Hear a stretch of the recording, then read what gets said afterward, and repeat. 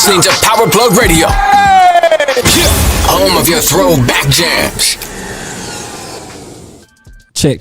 Good evening, ladies and gentlemen. Thank y'all so much for tuning in once again. It's episode 21 of the Midnight Oil. I'm your host, Mighty Jai. My sister Donnie Love couldn't be here tonight. She getting ready for a big weekend with Tampa Beat Weekend. So shout out to her. Shout out to the whole staff over there at Tampa Beat Weekend. Much love and much success. That's gonna be a big one. So tonight I'm gonna be holding it down, and we just gonna get right into it. So I got two special guests with me tonight. You know what I mean? We hitting two birds with one stone, man. And you know, one of them is a staple in the Tampa Bay hip hop community. You know what I mean? And his sidekick, his road dog, his partner in crime is a burgeoning artist, you know what I'm saying, who has definitely made strides in the area. And I felt like it was necessary to bring these cats over here to the south side of St. Pete so we can sit down and chop it up with them, man. So we got DJ HeadBussa and we got C-Bane in the building for episode 21 of the Midnight Oil. What's going on? How you living, son? What's going on? I'm all right, man. How y'all been? Oh, man. As you can see, I just dropped a little kid. Yeah, man. Yeah, man. Hey, congratulations, man. So how's fatherhood been? Hey, man, it's an experience, dog. It's nothing but love, for real. A lot of crying, you know, a lot of missing hours. But hey, man, you know, it is what it is. We're anything for it, man. That's what's up, man. That's good to hear. So other than just like the birth of the baby and just, you know, also too what you had, Bussa, like I definitely see that you've been diversifying a hell of a portfolio, man. Like, how do y'all balance y'all schedules? You know, you the artistry, the business side of thing, the home life. Like, what is that like trying to balance all of that out?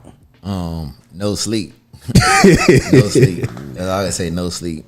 But I really treat it like block schedule high school. So like I may focus on something for like an hour and a half, then go to the next thing for an hour and a half.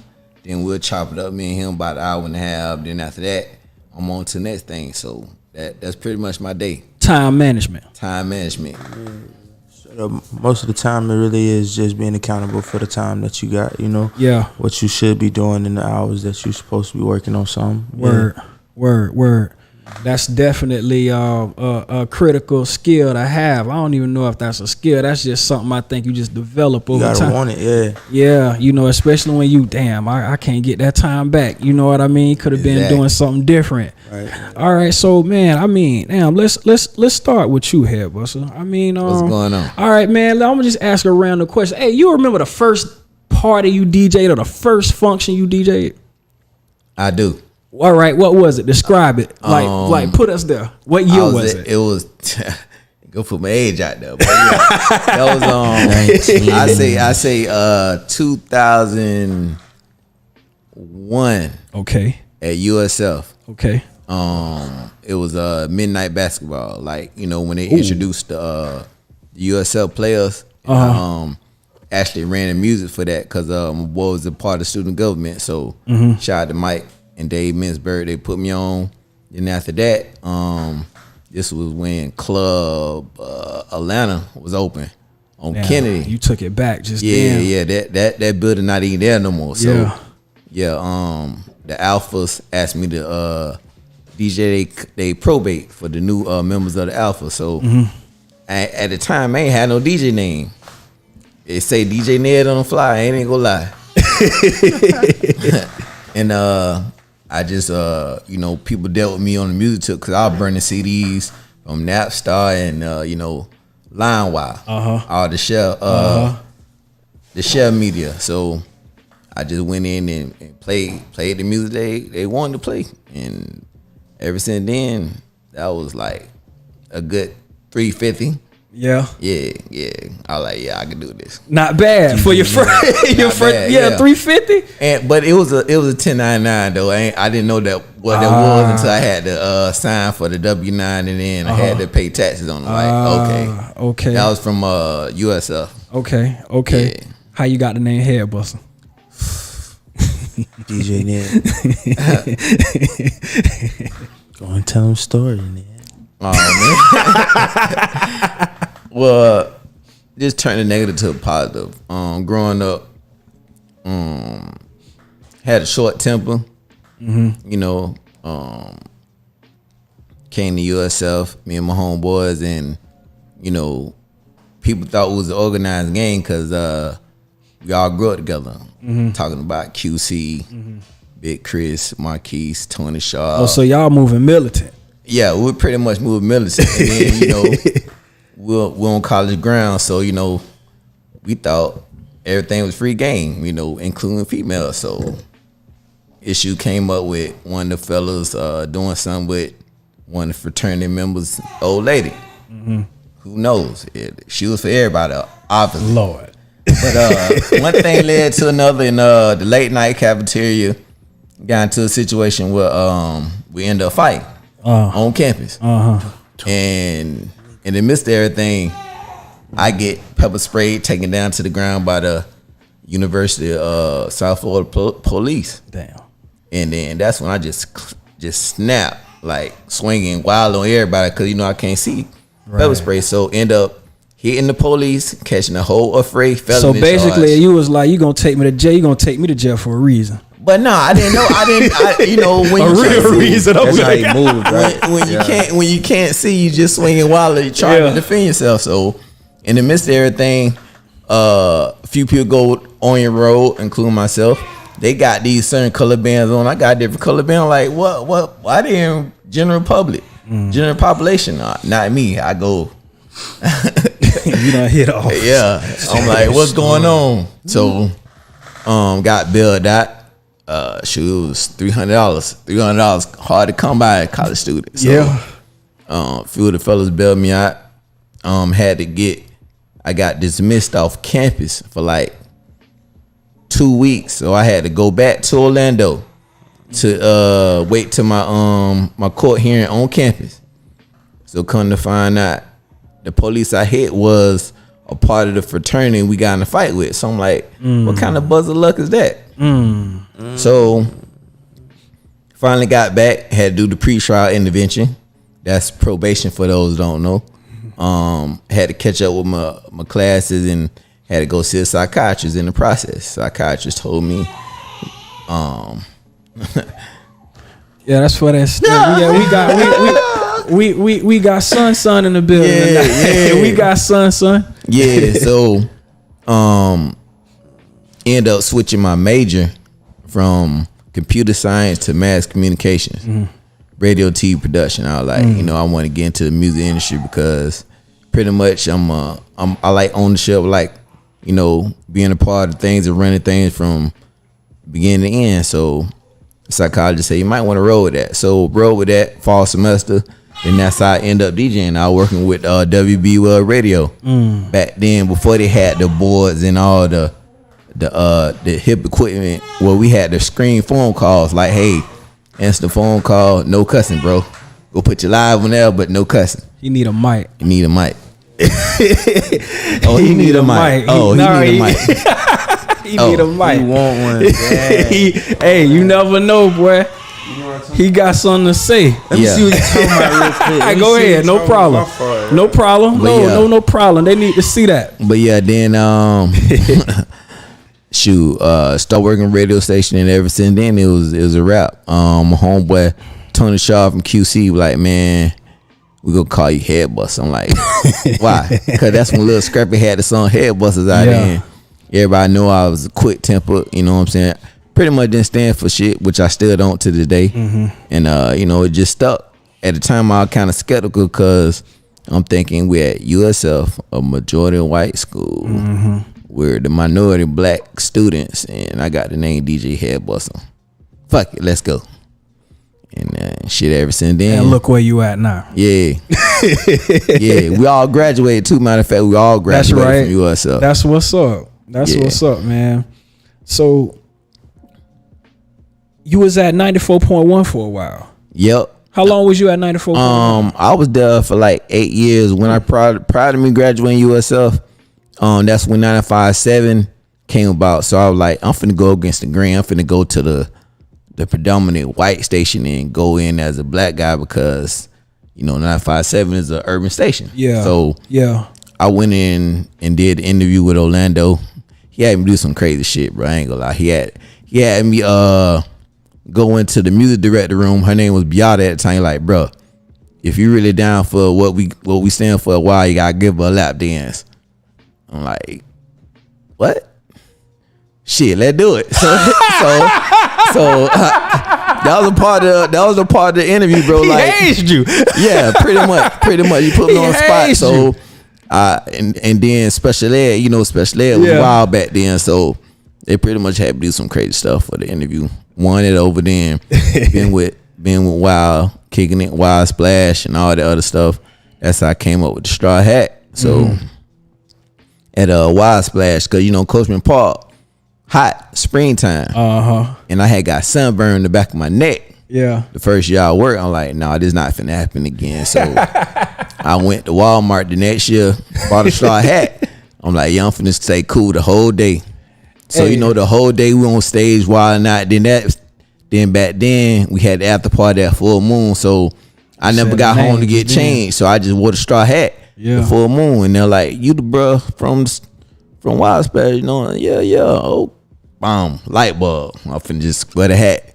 So that's your thing. That's how that's how they know you, from the straw hat. Yep, from East Coast to West Coast. Yeah. Yep. But you was doing it to keep that heat off the back of your neck. Yeah. But when we get sunburnt, it'll take a lot for black people to get sunburnt. Yeah, and it hurt too. It hurt. That's what's up. So I remember.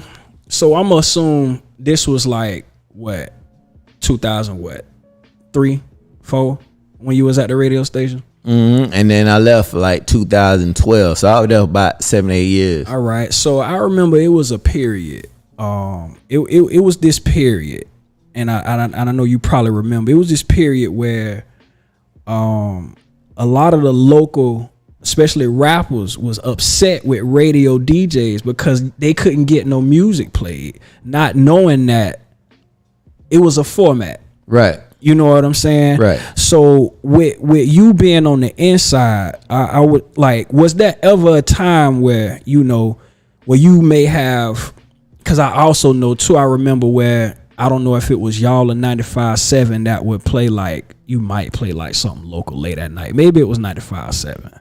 But on certain nights, maybe a Saturday night, I can't remember. But was there ever like a period or a time where, damn, like you want to play something like, damn, this a hot record off the streets from such and such or whatever, but I can't play it, like, you know what I'm saying? Just where, you was in, like, you was doing, like, it's pretty much corporate, but it's like, man, they really need to know what's going on out here. Definitely. Back then, that's what we had, the live remotes like at Club Sky and then Full Moon. So they gave a little leeway to play the Templetoners and the Rated R's and the Dirty Games back then. So once that picked up in the club and it grew a demand, we had no choice but to play it.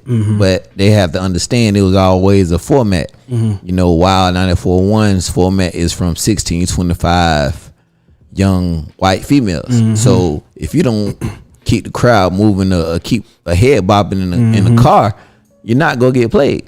And that's format to this day. So if you listen to radio right now, it's pretty much, playlist driven, but it's always a head bopping music, something for the younger white females. So and that's and not even to cut you off, but I feel like, that's an important thing to know, because we was just outside talking about analytics, and the part of analytics is demographics. Right. You know what I'm saying? So, just to touch on that, like, what's some of the things that you picked up in the radio game?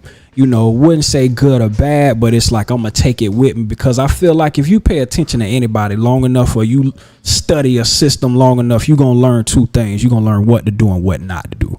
So let's just say like 3 things that you took from the radio station that really helped you along the way, like whether it be in business, just how to move, building relationships. Like, what's something that you picked up? Definitely relationships. Right. Like a lot of labels would reach out to me because I was still going to USF. I still had my hands in the streets.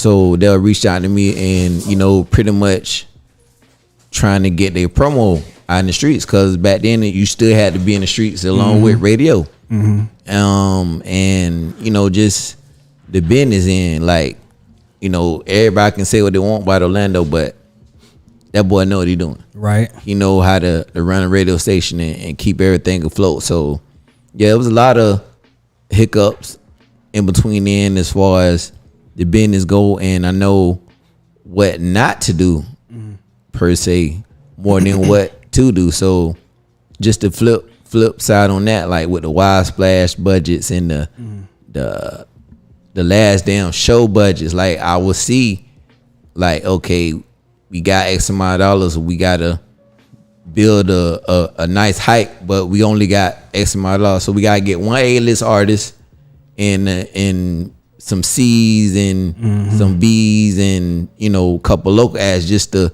fill up the arena and stadium. Right. So yeah, and it also taught me, you know, being that we was wild and it wasn't no whites, blacks, yellows, Puerto Ricans. We was able to talk to anybody. Like just rolling with them, I learned how to talk to anybody. If you talk, we go talk to you. Dog, cat, snail, turtle. We was out there having fun. So yeah. Word. So you just recently put out Supply and Demand 2. Yep. All right. So what's the direction that you took with Supply and Demand 2 that you feel like, you know, is different from Volume 1? The backtrack, you know, Supply and Demand always been my brand from the mixtapes. I remember. So the kind of offset from doing the mixtapes was I was showcasing my craft and mixes and blends, but I wasn't seeing no revenue for it because back then, you know, who had to pay for the CDs, had to pay for the graphics, had to pay for the insert. So I'm running 1,000 copies per run, and I did up to like volume 80. So imagine the first 20 volumes, I'm spending 20 grand on graphics and CDs and just building a brand.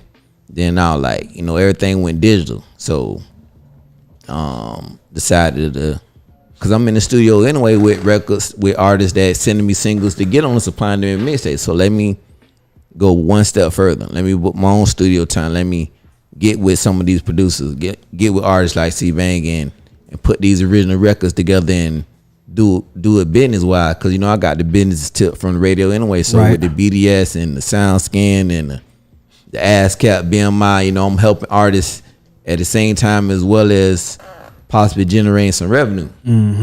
Again, ownership. So, you know, with the copyrights and everything. So we dropped the first project, pretty slept on, you know.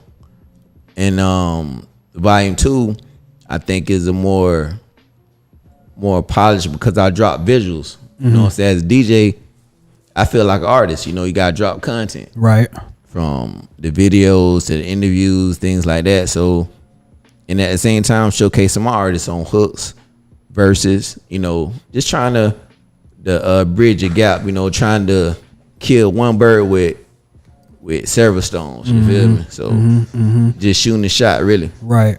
So you come from the era of the street teams. I remember street teams was real big. You know what I mean? Like actually doing like the footwork, getting out there, doing hand to hands, posting up flyers on light posts and putting flyers on cars and stuff like that. But now, like you said, we in the digital game. So how have you learned to adapt and go through these waves and these trends and still be able to you know, maintain and still push forward? Because a lot of people, you know, I mean, the streaming game, the digital game is still something that a lot of people trying to grasp. For real. You know what I'm saying? Right. So what have you gained from that with your experience and just like, oh, okay, I see what I need to do now? You still need to cover all grounds. I mean, granted, streaming digital winning, but you still need to go in and meet these people and see these people and touch hands and kiss babies and all that as well.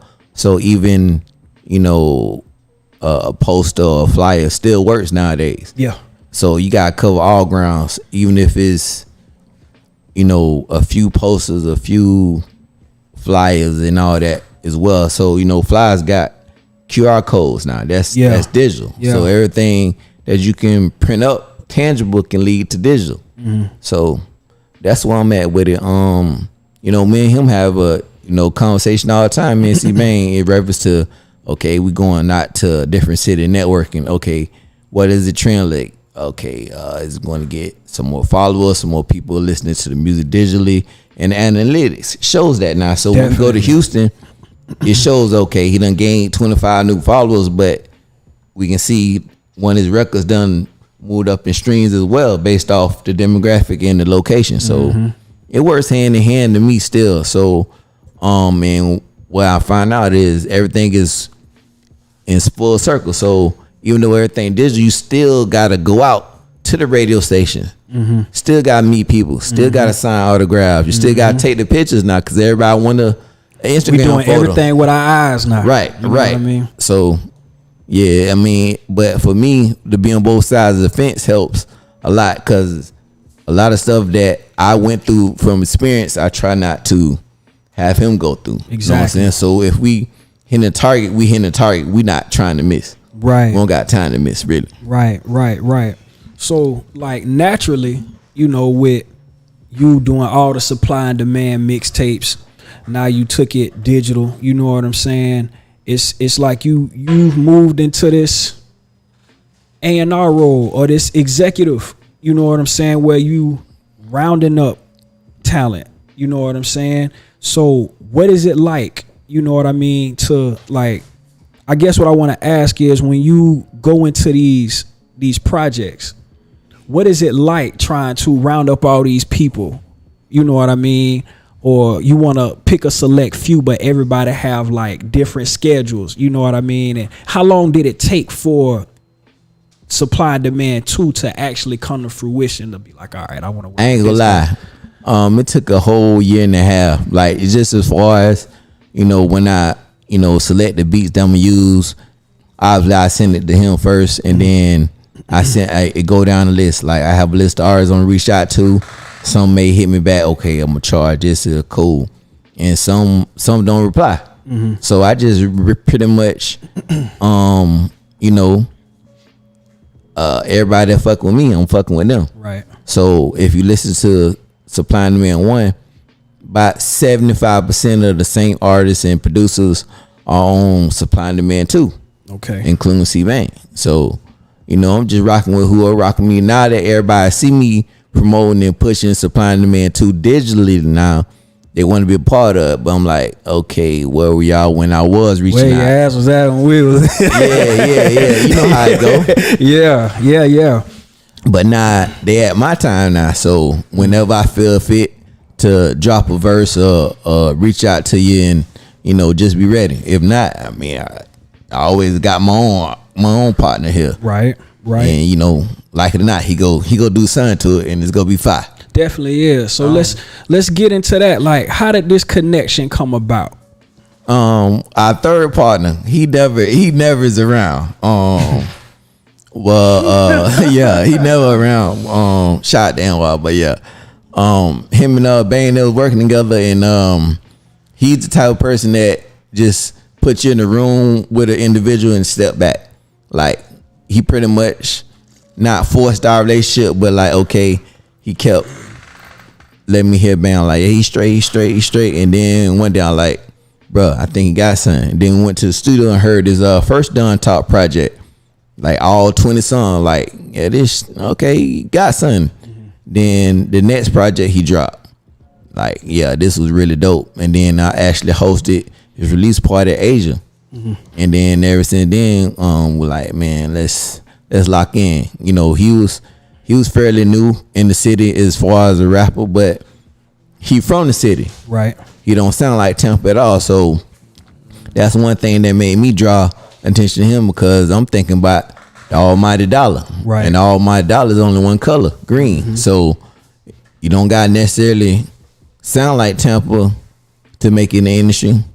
Hence the female Dolce. Yes. Exactly.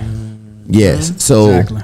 you know, and you know, with me, I'm more of a, like you say, I turned to executive A&R role. So we partner up. You know what I'm saying? So I don't work for nobody. He don't work for nobody. We work together. Word. So we, you know, LLC the label. together.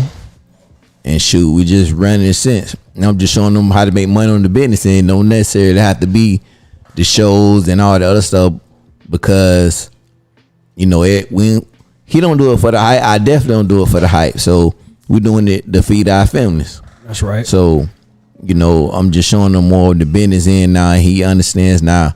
Like, I don't put him in a position to deal with fuck shit. Know what I'm saying?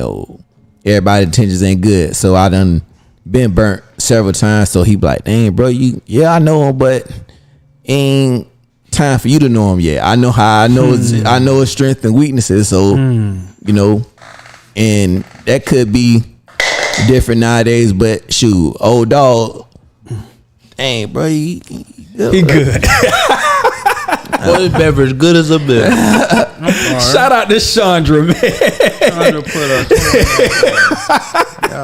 Yeah, man. Chandra treat us right, man. Chandra hook up the drinks. Chandra done, man, listen, we done been in here eating good charcuterie board. She put me on the tahini. Charcuterie board. Listen. What is charcuterie board? What? Lunchables. Grown people Lunchables. Oh, I done had that. Oh, yeah. So but it goes good with the wine. Exactly. Yeah, it goes good with wine. Yeah.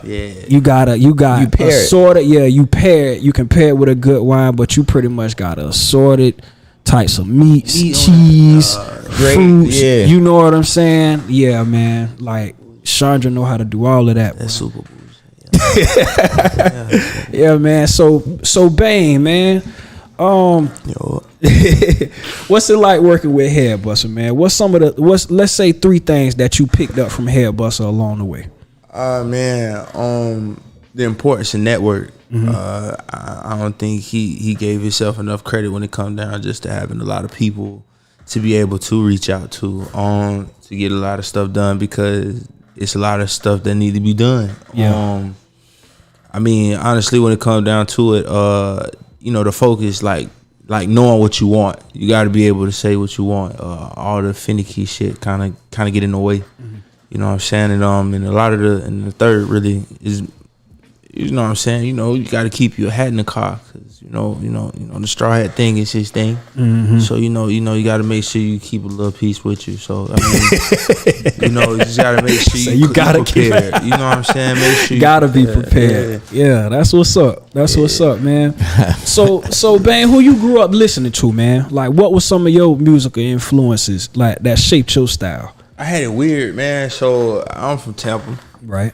But I kind of like, I stole my first CD from my cousin. What CD was it? Reasonable Doubt. Ooh, that's a good CD to steal. So that's a good CD to steal. I'm on the bus stop with his CD player too, so got his ass. But it just, Jay-Z had something for me, I think, at the time. It really where I came up with, wanting to be more of a Don figure rather than to, be that pusher. You know what I mean? So it's just different. It's just different for me when it came down to picking the music. But he really that album really kind of had me in a space where I'm from Florida and people just don't like Jay-Z all the time, bro. Like, let's just say it. Like, you know, so it kind of had me, everybody was on Wayne at the time. Yeah. I couldn't really feel it at the moment, but I grew to it, Yeah. But it was just, really trying to, Jay-Z was the shit. So I can identify, because growing up, you know what I mean? I ain't grew up too far from here. I was the same way. I felt like, because I feel corny saying it, because it's like everybody picks this, man. It's but it's kind of like the truth. Only like a few people was on Jay-Z where I was from, but it was like a lot of rap a lot. Yeah. A lot of Suave House. I was big on Tila. Like, that was my that's still to this day my unsung hero. Showed up. For real, listen. So it was so much 8 Ball and MJG, so much P. Okay. So much, you know what I'm saying? Like UGK, like I ain't have a lot of them CDs. I was running behind cats, that was older than me, and every car that I was jumping in, like, they was playing it. So I knew it by heart. But when I heard Hard Knock Life, I was like, that was it for me. I'm like, I want to know what the hell he talking about. You know what I'm saying? Crazy shit with him. Yeah, man. But that's crazy. So like, how you feel about the scene in Tampa? Like from the outside. Well, I ain't gonna say from the outside looking in, but you know, Buck is getting hot. You know what I'm saying? Buck getting hot. I feel like Extra always been a staple. You know what I mean? It's Doechii with what Doechii doing, even though she's like in a different lane, but still that's Tampa. Like how you feel straight through. For real? Like how you feel about the scene that's going on right now and the movement? I mean, we got a lot of different people that's doing a lot of great things right now. You know, we just need to make sure we keep the focus. We got a lot of people that's very influential that we ain't had in a minute. It was real. Everybody had their turn. You feel what I'm saying? In the city. Now it's kind of like a bunch of people really doing it at one time, and we kind of don't know what to do with it. I feel. Yeah. So it's just like it's tough. Yeah. But you know, we got a lot of people that's real talented and really able to push through a lot of noise. So it's, you know, we just doing our thing right now. The city ain't hurting about nothing. It's just, you know, we gotta tell everybody else what we got going on. That's right. And everybody that's from here, you know, that's expecting from us, got to be able to do the same. That's right. So I see lately, like you've been on the singles tip, you know. Yeah. How is that, you know? And I see like I've heard just having an artist background and also too talking with a lot of artists. You got the ones that appreciate the albums. They like to sit down, right. Take their time, write, craft a whole body of work, spit some bars, tell some stories. And then you like the ones you got the ones that like gonna hit you with these singles. You know what I'm saying? We gonna hit you. We gonna take it to the streets. We might make you dance. We might spit these bars. You know what I'm saying? So what's that transition been like? Is that intentional, or that's just like, hey, I'm just going with the flow? That's the zone that I'm in right now. I mean, for me, I think it really was just being honest with a space right now. A lot of it was, you know, me just trying to focus on putting music out better. Yeah. I mean, a lot of the stuff that we was putting out, we was getting a lot of feedback. We was moving fast, though. I feel we had a lot of stuff we was giving a lot of people, and not necessarily we could keep up with. I feel like with the singles or whatever we doing now, really we can gauge on things. It's a little more intimate, but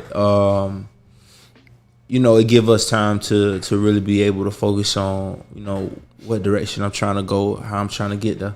I don't think it's necessarily anything that, you know, people are putting on us or any type of, you know, any issue rather, you know, that people hope for. But, you know, we filling the grounds out. It's a lot of new shit that we got that we've been trying to figure out how to give to people better.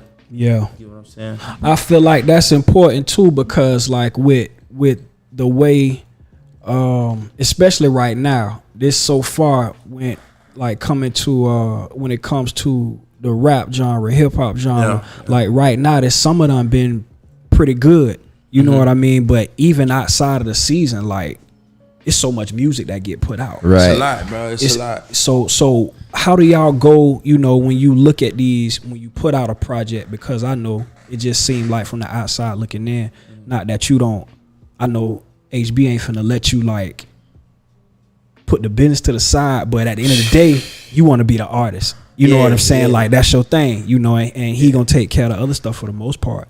But like when y'all get together and y'all go back to the drawing board, you put out the music, you see the reaction, you know what I'm saying? It's like, how do y'all go about it? Is it more of a free flowing thing, or like, hey, you getting traction over here, or I think we need to, you know, how does that determine the creative process? I mean, determining the creative process for me, a lot of the time really just goes out the feeling. We headbutt a lot when it comes down to it. I don't personally feel like, you know, me being pushed into a specific lane solely because this is my music, this is my face card, you feel me? So me forcing something that I ain't really on right now, I know I won't service it right. I know at the same time, I know he may not service it right because it's just like it ain't what we need. Right. So I mean, a lot of the time really comes into, you know, you went around trying to service records, and then him, you know, being a DJ, you know, being at the radio station, understanding what a lot of people are listening for, you know, us trying to come together and really finding that common ground to a record that we know, you know what I'm saying, people can, you know, can live with. And that's something, you know, that kind of started off the whole, like, let's just do singles right now. Yeah. And then the piggyback off that, you know, attention spans are very short right now. So everybody. So we found out when we dropped Done Talk 2, like it's a classic album. Like you can listen to it front to back, no hesitation. And then we started releasing singles from it. Like, dang, that's a new record. No, it's not a new record. It's something that was on a project that you didn't listen to already. So when we dropped Decisions, okay, we listened to songs, maybe 8 songs. Same result. We drop video. Oh, that's a new record. No, that's a single, a video from the project. So what we did was, okay, the same energy that we put into 8 to 10 EP, we can put that same energy to one record. And then if that one record doesn't move how we want to move in them, you know, 60 to 45 days, we drop something else. Same visuals. So releasing everything, the same process, just one song at a time.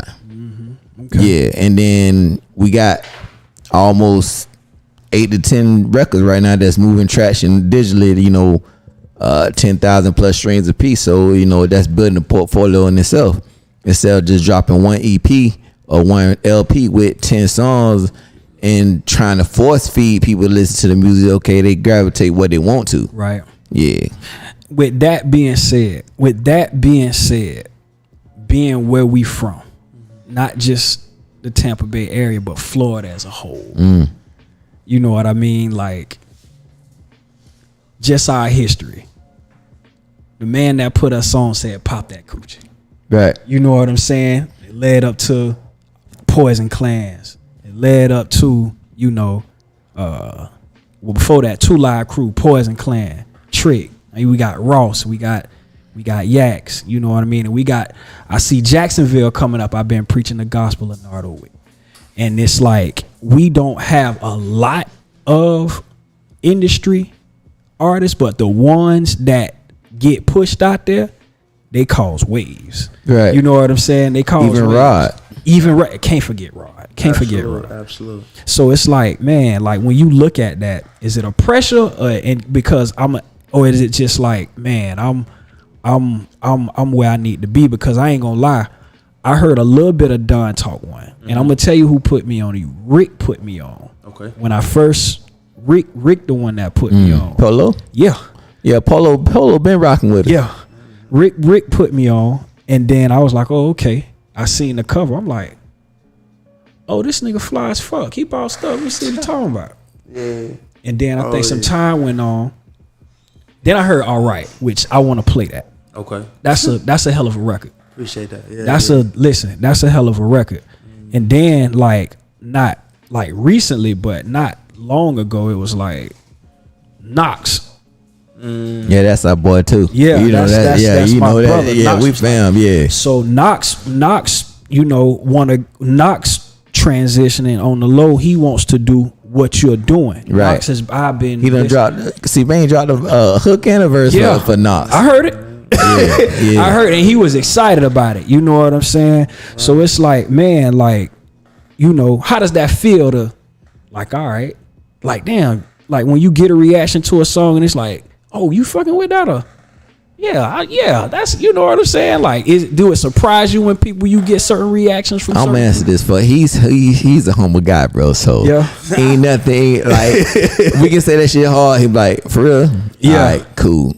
Keep moving. He on to the next shit until he sees the reaction from his peers, the crowd. Yeah. And then, okay, well, now he got a chance now, but like for us eternally, man, y'all just saying something. But he already know me. I ain't finna really. You ain't finna fuck around with him as far as like what he need to know. Right. Yeah. Right. Yeah. And how important is that to you, Bane, to have somebody like? I mean, it's really important. I mean, just to have that ping pong situation, you know that you know, just be able to throw the ideas off. But you know, when it comes down to the records, I mean, I like letting people, you know, tell me what it is. But at the same time, I mean, it's difficult for me because at the same, I want to still be me. Right. I don't want to give you something that ain't me. You get what I'm saying? Right. So I'm waiting on the vibes through how I vibe. So it's awkward a little bit. I can probably like imagine how, because listening to you, you know, like you got a few different styles. Yeah. You can spit. A little bit. You can spit, and then you do well with melodies. Yeah. You know what I'm saying? You do well with melodies, and it come off like it's like, oh, that's what okay, I can do that easy. You know what I'm saying? So it's I be trying some shit. So like, you know, do you feel comfortable, you know what I'm saying, being in that experimental space, you know what I'm saying? Because I know like when you got a lot of artillery, like weaponry, it's like, damn, what I want to use today. I mean, I'm a scatterbrain for real. So like, I got like a mean stutter sometimes. Yeah. It ain't nothing medically prescribed, but listen, prescribed. But listen, I mean, it just really for me like, I be feeling some way. So if a beat give me a feeling, I'm gonna figure it out. I like being alone when it come down to recording. A lot of the times I just was using a home studio. Like I ain't really like going to studios. Just a lot of cats I like comfortable and at home. They don't mind going in the closet. You know what I'm saying? You know, you gonna make that note. You know what I'm saying? Yeah. Like you know that note. Like you know, you don't want nobody to hear that bit until it's mixed. And fixed, you know what I'm saying? So it's just like. For a lot of it, it really made me more focused on what I'm trying to do and having that space to do it. I started, you know what I'm saying, really going into the studios when meeting with Swift, you know, and then it was just like, you know, with AMG, we had to, you know, produce some shit because he got other clients. So, you know, it made me, you know, really appreciate that time limit. You know what I'm saying? You can really sit something, you can say something 100 times, but you can actually pick which one out the 100 you want, rather than, you know, just going with the flow of some stuff because you're on a crunch. So I mean I love the process. The process is definitely where I like to sit in, but you know, just like a song, it's over at a time you gotta get to the business. Word. Jam, do me a favor. I'm gonna ask a few more questions. Pull up All Right for me. We gonna get into All Right in just a minute. They may ask you how you been. You gotta explain it in an honest fashion. Yeah. You said something. You said something just then. So that's how I know you like a real artist. And you know, when it comes to the artistry, you know, it's really about the feels. It's just about, you know, how do I want to say this? How do I want to interpret this? You know what I mean? So when you get in the studio, you say you really like to be alone. You like to record at home. So what's your process like, man? Is it like you just sit down with a pack of beats, or you write no music? Like what is it like? Man, I honestly, like, you know, my partners know me like a little bit, you know, so, you know, they produce. When it come down to it, like, you know, Mooka, you know, Cash, Swift, you know, any of these individuals, Drum, like Blackberry, they'll send me something, you know, and then, you know, that'll just open up a can of worms when it come down to it. Like, that's something that I may want to really get into it. And, you know, like, being an artist, you go through stages. Yeah. So a lot of the times, I can't record, I can't write unless I'm in the studio. You get what I'm saying? Or you know, sometimes I can't write until I'm out of the studio. You know, it's just crazy. It's like that how it works sometimes with the mental block. So, you know, you just be really focused on trying to, you know, keep your peace and then do what you gotta do. And when you talking like that, you know, it's a lot of stuff you gotta block out. So we really just be, you know, I really just be focused on getting in there, you know, doing my thing. Getting, you know, as high as possible. Cause rap shit. Cause you know it's rap shit, you know. So I'm gonna get my green ready, you know, and do my thing. And then, you know, once the trade's set and the leaves is rolled, you know, we gonna figure out how we do this. Either way it go. Word. It don't matter if we're gonna be enough for 6 hours or we're gonna be enough for 30 minutes. we gonna come out with something. Word. HB, what was your reaction to All Right when you first heard it? Oh man, shoot, I paid for the video. That let you know. Yeah, and the thing is, you know, we have a record, Chop, that was doing good in the clubs, and you know, from it's still getting played right now, and you know, for him as an artist, he felt like he didn't want to get put in that P-popping lane. Right. So come on now, listen. Now we gonna talk. Now we gonna talk. Yeah, we gonna said talk. It said it's like the other podcast. So I'm making sure. Oh that no, we come. Yeah, go ahead. So you we gonna get a little listen, bro. Can I finish? I'm just saying. All right, go ahead, bro. Can I finish? Can I finish? We gonna make it entertaining. This just got. All right, go ahead. I'm chilling. So what you asked me, like how I feel about the record? Yeah, what was your reaction? I mean, it was a great record next to Chop. So, you know, it was more fitting for him because he liked Chop, but he didn't like Chop.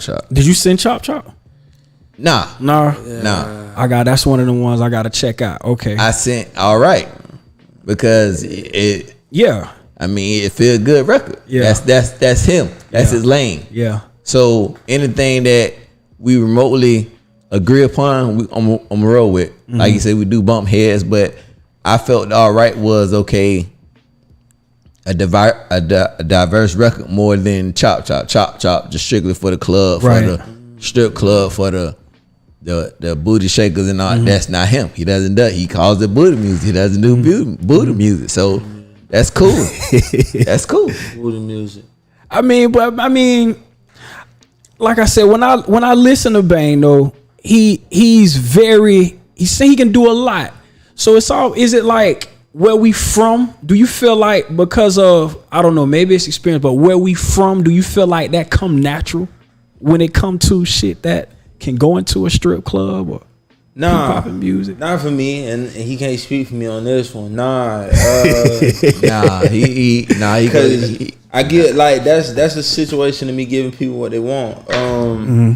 It's tough, bro. Like I met a lot of artists who the record they're known for, they're not really. That's not their favorite record. Right. It's not their third favorite record. You ain't. How you felt about All Right when you was like? Oh no, All Right is definitely top 2. Yeah, that's one of the ones. Now. So I mean that definitely, I can put it on and I still get that same feeling like when I recorded it. So it definitely agreed. It grounds me. Yeah, you know what I mean. That's a good record, man. Shoot, we almost had 100,000 streams for real. So I mean, we really just trying to focus on making sure we let everybody hear that joy. But when it come down to it, I got a real battle with dealing with what record I want to be known for. And a lot of people who stepped out, and got that notoriety, you know what I'm saying, they may not like that record that they originally, people was introduced, and having that control really been really bothering me, when it come down to servicing records. Yeah. So it also goes into that equation. But it's that's a part of the process, and I love it. So you know what I mean. It's all about just finding the right people who are willing to work with you and going through it. Staying out the mix really, you know what I'm saying, don't help none. Staying out the mix. You know what? Hold that thought. We gonna touch back on that. Staying out the mix. Yeah, we gonna touch back on that, and we gonna get into All Right. You know what I mean? So Jam, go ahead and pull up All Right. Hey, for everybody that's listening and tuning in, thank y'all so much. We gonna get into this single by C-Bane. All Right. I want y'all to keep it locked right there. We'll be right back in a few minutes. You're listening to Power Plug Radio, home of your throwback jams.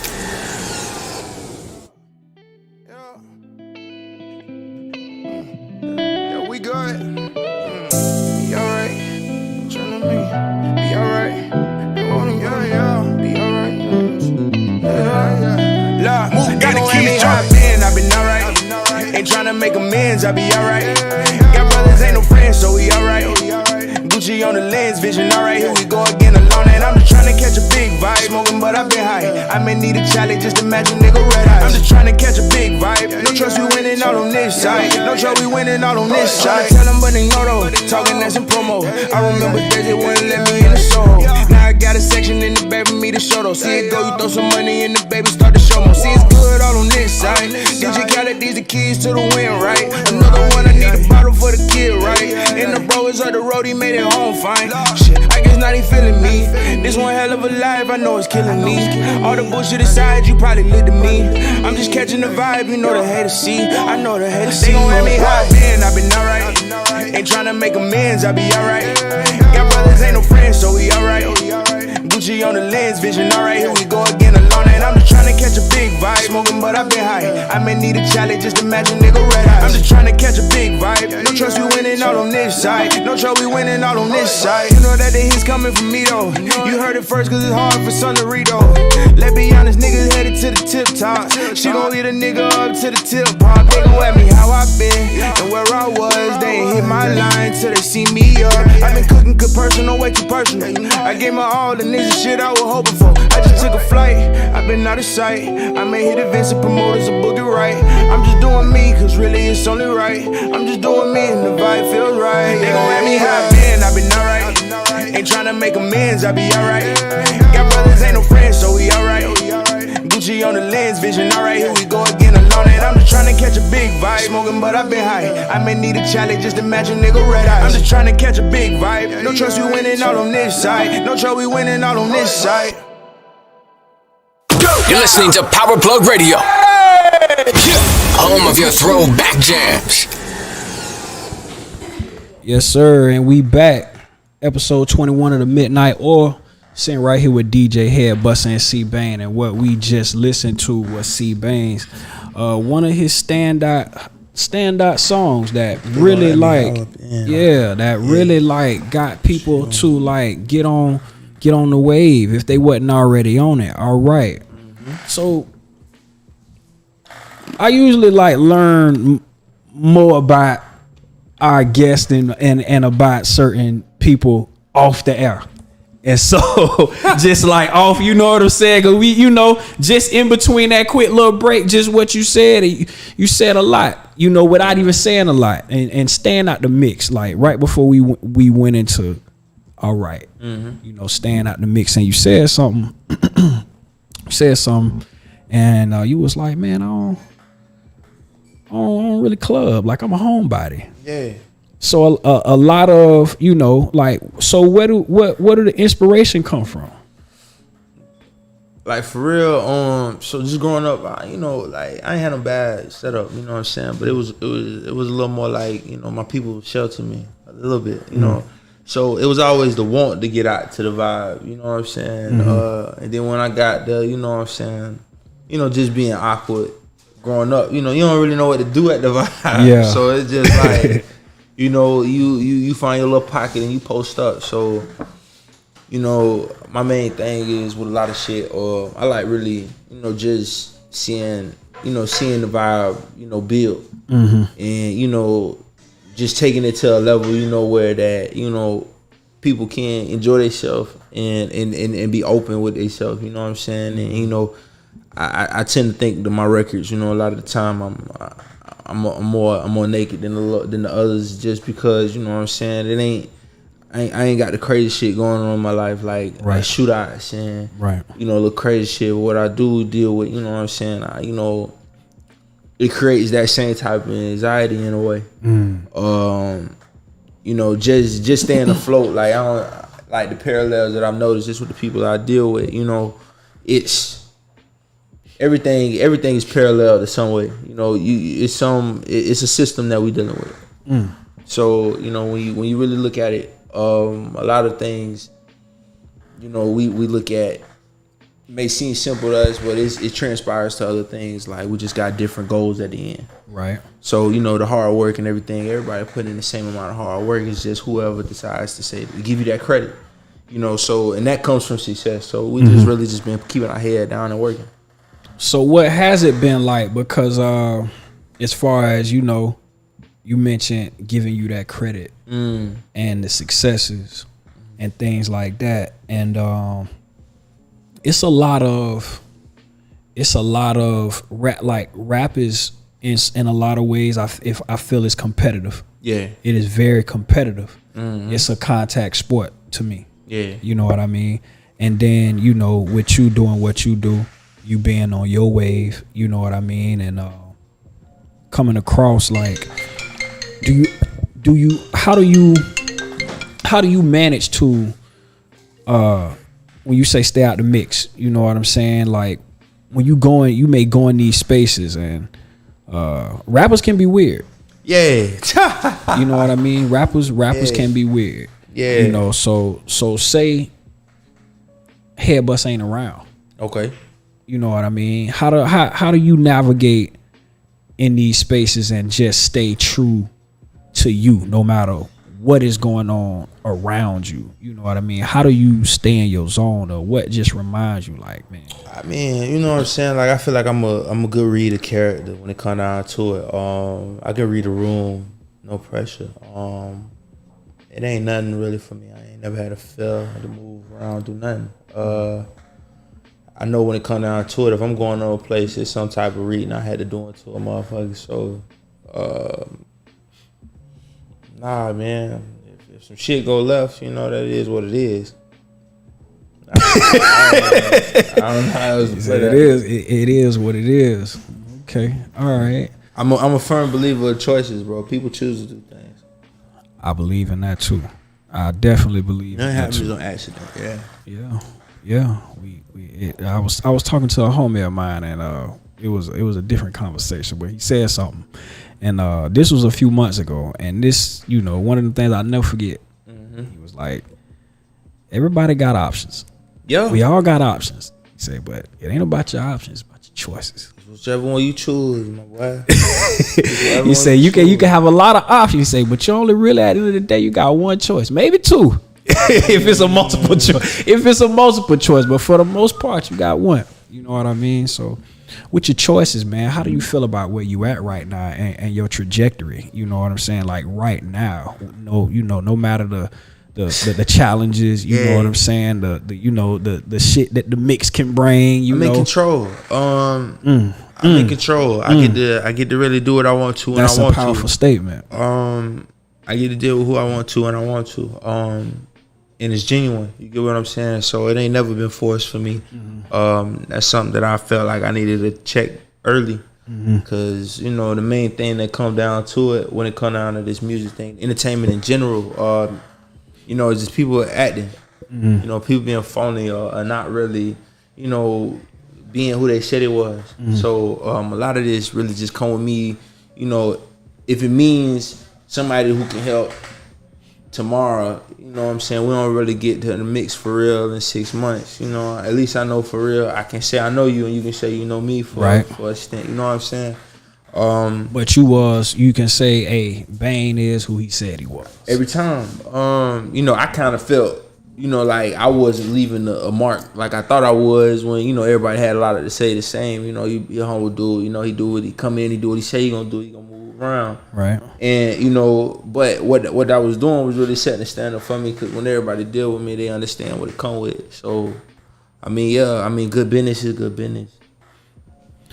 HeadBussa, I know it's been probably a lot of, being a DJ, you in a position to, you pretty much call shots when it comes to being approached by artists. And I know you could have managed or chose to work with a lot of rappers. Right. What is it about Bane that stood out from, or you feel that stands out from a lot of cats? Like, for me, the consistency. Like I said, our mutual homeboy, our partner, he put me in tune to his music. Like his first music on SoundCloud, and then from there, we went to the studio, listened to the first Don Talk. I'm like, okay, he getting better, and then he came out with the No Love project. Yeah, let's work. And just with, he's still fresh because I've been in the industry so long and dealt with the ups and downs, and I don't want him to go through that. You know what I'm saying? So like I tell him, I say, you're the last artist I'm working with, period. I'm not working with nobody else. So either we make this shit work or we gonna make this shit work. Period. So that's what I'm with. I'm a loyal dude. Everybody I work with, whether it's a paid client or someone I worked for a couple years, I'm loyal to them at that time. So we just made it official, you know what I'm saying? We LLC the business, so we pretty much married in this together, and that's where I'm at with it. And when you say LLC the business, do you mean HB Music? No, that's my own personal. Okay. We LLC his label. True. CDE. Okay. Certified Done Entertainment. That's what's up. HB Music and Marketing is a shareholder in his company. So that's how we broke the business down. So HB Music and Marketing Group is a shareholder in his government name company. Word. So my company owns a portion of the company together. You see what I'm saying? Because HB Music and Marketing been LLC almost since 2013. So yeah, I've been building my own brand as far as EP role, executive role, A&R role. So I'm just spreading the game onto him. So when it's time to sign that major label deal, they got cut 2 checks. Right. For the rights to Christopher Oliver as the artist. It gotta go through CDE, the label, to do that, which is owned by him as well. Word. So that's the business game I'm teaching him, just by me being in the industry, being in radio, learning from artists that tell their stories on how they don't own none of their rights, they don't even own their name. So, crazy, ain't it? Yeah. So just put him up on game and learning more game myself at the same time. Speaking of businesses, man, we was talking about your portfolio, man. So what y'all see pictured right here is some product placement, man. I want you to talk about your wine, man, and how you got into it. Oh man, I'm an ownership freak, and at the time when I was DJing heavy at USF and parties and Ebo and all that, I had my own signature drink called HeadBussa and Envy, Green with Envy. But at the time, I couldn't own the rights to the vodka and the ingredients. What was the drink? What was the ingredients? One of them was called HeadBussa. It had it was vodka based. It was a company called Taiku. They was known for making sake. So I reached out to them, and they had this vodka brand that was trying to push to the urban market, and I was helping them with that. So I was like, what better way to do that but have my own signature drink behind it? So they put me on the website. Everything had vodka, peach schnapps. It was almost like a what you call it, a sex on the beach, pretty much. And then I had a green with Envy. It had the apple schnapps, the vodka, same vodka brand, a little bit of Sprite. So all those ingredients I didn't have the rights to, and they making money off of it. So I'm like, at the time I met my partner, I was doing the event at USF, and he was like, man, I got this wine, you mind giving it out? I don't know nothing about wine. My palate not even built for wine. My palate built for Hennessy. Toilet water. Yeah, I was a cognac man back then. So Yeah. he had a Merlot, a tank dark raspberry Merlot, sour as hell, but he likes that type of wine. So I like the presentation. I was like, bruh, what I gotta do to get my own wine? So he gave me the number, like the dollars wise. So I gave him half up front. I say, I'm gonna give you half up front. We go figure out what flavor, what type of wine I want to present to the market.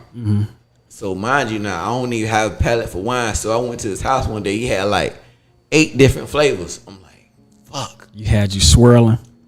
Had me swirling. I was like more than just looking for legs and stems. I was drunk as hell. Yeah. So we found the strawberry Merlot at the time. So I said, run with it.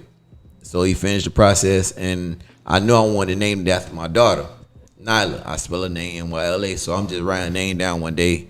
Like, how can I make this work? NYLA. All right, that was it. NY-LA. So when you think of NYLA, you think of New York to LA. Those are two. I see what you did. Those are two markets where, wine is pretty I see. influential. I seen what you did without you even saying it. To be honest with you, that's smart. Right, and then came up with a label, and I went to CVS and just looked at the wine. Like, all these are plain looking. There's nothing spectacular on the label. So came up with the label, finished the wine. First wine tasting was at my homegirl nail spa. She had graduated with me at USF and opened a nail spa. Sold 25 bottles, cold call. I gave my partner back the money. Like, well, we finna reinvest. Right. And then years later, I got my daughter involved. She's 13 now, so she helped me rebrand with the label and the colors and all that. She like, Daddy. She like, what's in the ingredients? And I say it's one of them got strawberry. She like, well, why they got grapes on the cover? I like, it's the presentation. So she like want to add some color to it, and she named this flavor right here, the raspberry peach. It's the dream. So I made her actual shareholder in the LLC, so she's 30% shareholder. Nice. And then portions of the proceeds go to a 529 scholarship. Nice. So she understand the game. She want to taste it, but like, nah, you can't. Not yet. Not yet. Not yet. That's what's up, man. That's what's up. So talk about the flavors you got other than this one. I got 3 flavors. I have the raspberry peach sangria. I have a kiwi pear chardonnay, which is the white wine. And I have the strawberry merlot, which is the red wine. What's some of the places that the wine done took you, man, and the response that you've been getting? Oh, the response is great. I've been to Atlanta, been down to West Palm Beach, Lauderdale, Miami, just doing local pop-ups. And one thing I learned is the black community isn't on wine yet, so they listen to the Drakes and drink the Moscatos and all that. When they taste it, like, okay, this is actually pretty good for someone that doesn't drink wine. Everybody on drink wine. Sweet wine, yeah. I drink hen, I drink vodka, I drink tequila, something heavy.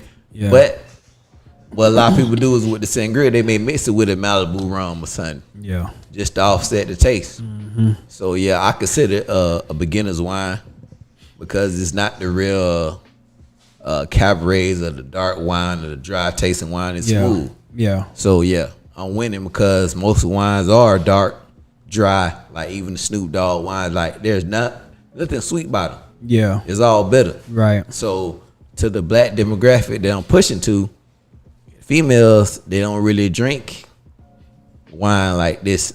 They drink the what is it at the 7-Elevens, the Barefoots and shit. Right. That's horrible. That's horrible. That's horrible. And the Stella Rose is okay.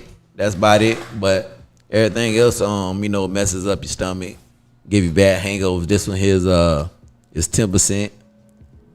Stella Rose tastes like slightly strong Welch's. Yeah, it does.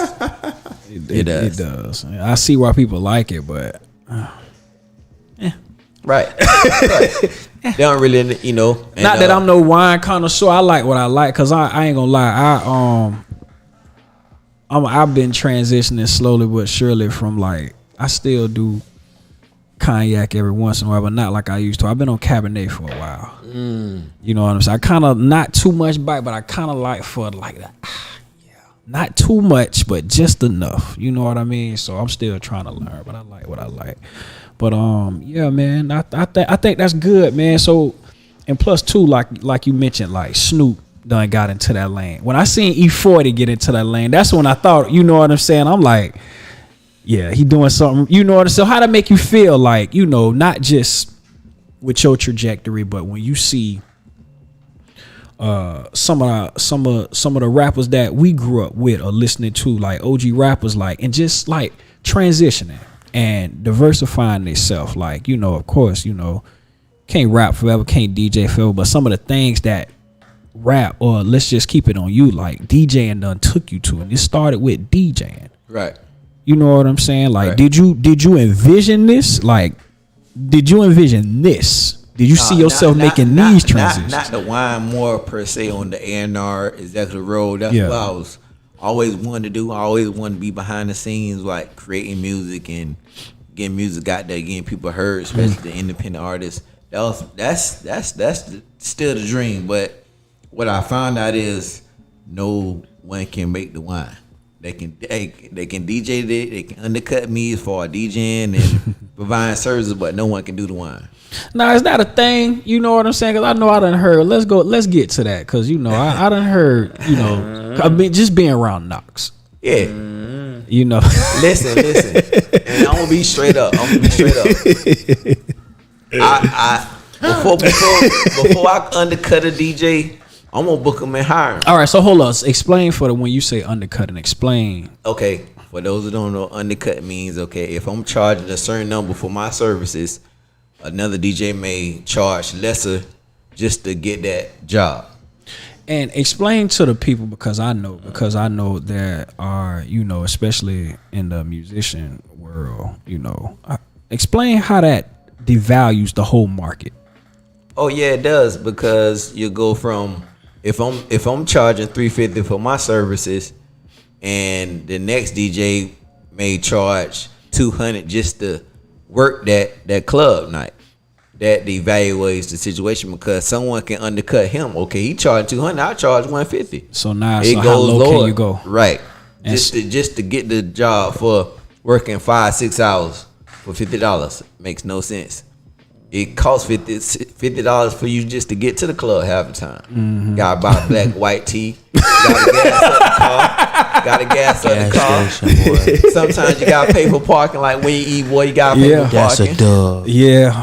So it's and it done got crazy up there. It don't make sense. It don't make sense. So what I've been doing lately, I do my own events, meaning like a R&B Soul or something where I'm getting a big portion of the door. I book a DJ then, and I choose who I want to pay. Like Knox and Tay, those my go-to DJ. Period. And Knox will tell you, hey, he'll tell me in praise. He be like, bro, like, nah, man, that's cool. You worth it. So I ain't tripping on none of that. So instead of me just undercutting people and be like, bro, I do this for that, I still got integrity. I'm still a grown man. How important is that? Speak on that integrity. You know what I'm saying? Keeping your face clean. You know what I mean? And when you have these experiences with these people, you know, and it's like, I feel like it's a scouting report. You know what I'm saying? It is. It's a scouting report. So talk about how important that is. You know what I'm saying? Especially for a cat like you who done been in this for quite some time. You know what I mean? And I'm pretty sure you got quite a few stories. You done seen quite a few things. So explain how important that is to have that artistic integrity. Like, of course, we all out here we want to make money off of what we feel like we do best is our passion, but at the same time, like, not doing no sucker shit. Well, for me, I won't charge nothing that I wouldn't pay for. As simple as it gets. So I wouldn't charge nobody overpriced if I'm not willing to pay that overprice. Mm-hmm. So for example, if I'm willing to pay a DJ $650, that's what I'm worth. Right. Pretty much. That's why I put that, because I ain't finna charge nobody X amount of dollars, and I know I want to pay the same person that amount of money. You know what I'm saying? So that's why I see it as the whole integrity and just being humble. You know what I'm saying? It's simple. It's simple. It's very simple. I mean, because you gotta think, when you DJing for $50, $75, or even $125, that's one night. And if you do that, you know, a couple nights a week, that's couple hundred. But you can't really. I feel, shoot, I got kids, I got expenses. Right. You know what I'm saying? So like I said, it go cost you money just to make that 125. Right. So I'm looking at the recoup first. Always. You know that, shoot, how much we spending to get this amount of money. So, you know, less is always more. So I don't know. I really can't speak on the younger DJs, but I can say if we all work together, everybody can get what they're worth. If we all work together. Yep, it needed to be a union. Should have been a union years ago, but man. But my thing is, there's so many venues out there and so many new promoters that, you know, got their homeboy that dib and dab one last time. Yeah, I'm gonna break my homeboy off $7,500. The CD, the label, you know, just trying to put out the best music we can. I'm I'm more or less, you know, just in the mix when it come down to the new sounds. So and a lot of I'm the only artist right now, so you know we really just pushing me on, trying to make sure that you know we giving ourselves the best shot at everything, and then you know whatever comes this way comes this way. The best thing about us right now, you know, we do got access to a lot of the best producers. So when it comes down to it, you know, just putting a product out there, you know, we got ahead of the curve. So you know, just trying to get everybody to follow with us. Yeah. When it comes to production, man, like name some of the cats that you work with, and what is it about, you know, they and what kind of sound do you have? Like a sound that you usually go for? Because we done, you know, it no matter where this sound takes us, whatever the sound is, it's gonna, in some way, shape, or form, it's gonna come back to that cowbell. No way. It has to. No way. I feel like it has to. No way. At some point, not it the doesn't. cowbell, not the cowbell. I mean, but the metro tone, yes, but not the cowbell. yeah. I mean, like in some way, shape, or form, something that's gonna be. I mean, I got a little bit of an issue when it comes to the cowbell. The cowbell? Because it's just like, you know, even that's from the generation before us. So when it come down to it, the people who use the cowbell a lot of the times didn't even respect us when we started doing it. So when it came down to it, what's the point of like respecting how y'all got it? You made a juke song? Yeah, actually. Did it have a cowbell? I'm not sure. That's saying something. Well, I've been on Juke Records, But you never like, this is my song? Would you think about like, all right, I'm gonna take this juke element and I'm gonna recreate it, but it's still gonna have elements of juke? Cause I feel like what juke is, the temp is almost like almost. It's like what go-go is to the DMV. DC, nah, man, no, it's That's not. it's cause that's that's they sound. No, it's not. Why you say not? Because go-go, you know what I'm saying? Like when it came to go-go to DC, like they respect that lane. You don't think people respect juke music around here? Not anybody that's gonna give whomever that's trying that lane a real shot at doing what they doing. Nah, and that's the weird part that we deal with when it come down from being from Tampa. It's a lot of people who've been in this industry doing this mix however long, but when it come down to it, like a lot of the stuff they don't want to accept, and then when it comes down to helping get the next setup going to keep revenue going, it's a disconnect when it really should just be about keeping the money going. So it sounds like, from what I'm hearing from you, it's the progression. It's this the older guard. I don't like to say older, but the guard that I don't like to say that. Yeah, don't say older. It's the guard. It's the guard that came before you. Yeah, what people used to, and understanding that's the sound that, you know what I'm saying, we can kill regionally, absolutely. But it's a ceiling there that's way closer than the next move, which is pushing for something better, pushing for something, taking that the more. You get what I'm saying? Like it ain't. Like juke music ain't done, but they ain't saying either that if a dude drop a juke record, they gonna get all the way behind them either. Right? It's a lot of you want it so bad, but is y'all really gonna do something with it when you get it? It's a big power struggle. I understand a lot of artists who really do more native records. They get less recognition than people who try to sound like somebody outside the city, and that's how do you take that as an artist? How do you take that as somebody who's promoting like a artist? You know what I'm saying? Like we doing ourselves a lot of disservices when we ask for something, and then we can't stick to it as the service providers, or even when it come down to it as the artist. You know what I'm saying? Yeah. You asking for a specific, so you could ask for a fake. You get what I'm saying? They just doing it because that's what you need. That's what you want. That's what you know you can work with. But everybody wants top dollar, you know, but nobody's stepping out of a comfort zone. Speak on that, HB, elaborate.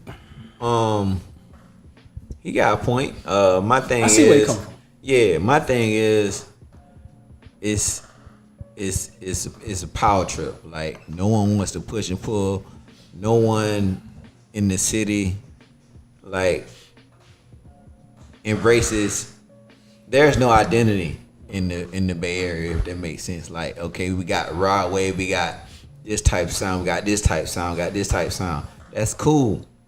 But like you say, DC is known for a go-go. And unfortunately, you know, even with the Juk sound back then, you mentioned it, radio didn't quite support it and get it to that next level. So now the new artists really don't have a guide or somewhat, okay, do I take this route or I just do what everybody else is doing? So there's no real true identity. So that's no why, signature sound for this area. right? So that's why I just rock with bro, because I mean he go, we bump heads, but he go do him every time, and that's all I can ask for. And you try, and you know that at the end of the day, Right. So even if I convince him to get on up tempo type record, I know he did bang on it the whole time. right? So ain't no questions on that. But I think as far as the sound, because I did, because I mean, don't get me wrong. I'm sorry. Don't get me wrong. We got people who definitely stay true to the sound when it comes down to tempo, but that don't mean they doing no better than somebody reaching for something outside of the city.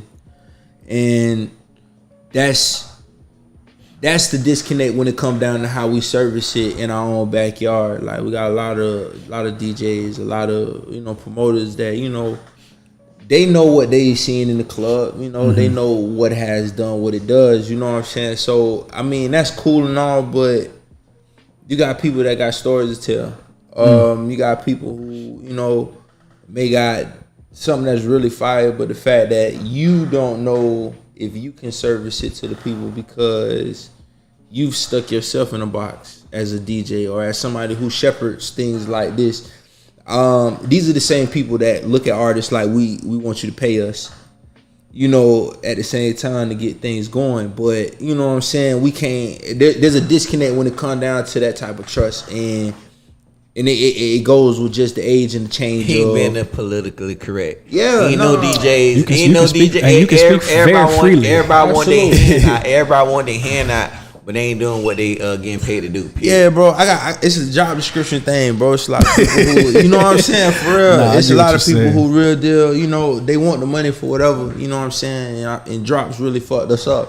Cause you know they was getting top dollar, you know, for Everybody was getting top nothing, dollar. Yeah. for doing nothing, you know what I'm saying. So it's just like Now you got to how work do you for it. communicate with somebody Yeah. who got a misunderstanding on how money work, you know. So I mean, it's really just, you know, just staying focused and getting the people that are rocking with you, and you know, it fall how it fall. But And one thing about Central Florida area, well, I'm gonna say Tampa Bay area, people that's not from the city can come get money and haul ass. no pressure. And no one builds no one up in the city. Look at Dolce. She rep Temple all day, but Wild don't play her. 957 don't play Yeah, her. her route. I mean, her think route about it, would, bro. She went straight from QC Media to Coachella. yeah. But I mean, she's been buzzing. Right. You know, people that's in the industry know about her, but I mean, I really want to know her story. Like, okay, like what did she have to go Because through? her route is different. Right. Her route is different And from then she's a RC. female. And yeah. She's a female. yeah, her route and plus her art is very different from anybody that's ever come from here. You know what I'm saying? So And that's another thing. What makes an artist that's out from here? You know, I'm gonna ask you this. I'm flipping it. Yeah, flipping it. So what makes an artist? You seeing her do what she did? You know what I'm saying? What makes an artist really gravitate to a Juk sound that ain't got nobody out of here? Good question. very good question. The city we've already known they don't like paying who here. What's the point of catering? It's a disconnect until everybody decides that they want to get on the same page, and nobody want to talk No one about wants getting on the together. same page. I guess it depends on. Everybody want the money first. Yeah, They did nothing. I guess it's just, you know, based on you. It's what you true to. Absolute. What are you true to? You that's- know what I mean? And, That's how and you it- end up out of here. We got like Pusha Preems and stuff. Like we got artists that hit Billboard, ain't seen radio time. yeah, And if they seen radio time, it's real seldom. It's like how you hit Billboard and we supposed to be a top 40 city. And it's like, what we doing? yeah. Everybody, if anything, you know, they put a lot on the artist, but it's like if you being a DJ, you being an outlet, you being a platform, whatever. Everybody wants to be a superstar this time. What's more superstar than popping out the next motherfucker that done did some shit impossible? You got a good point, man. I think we definitely, when it comes to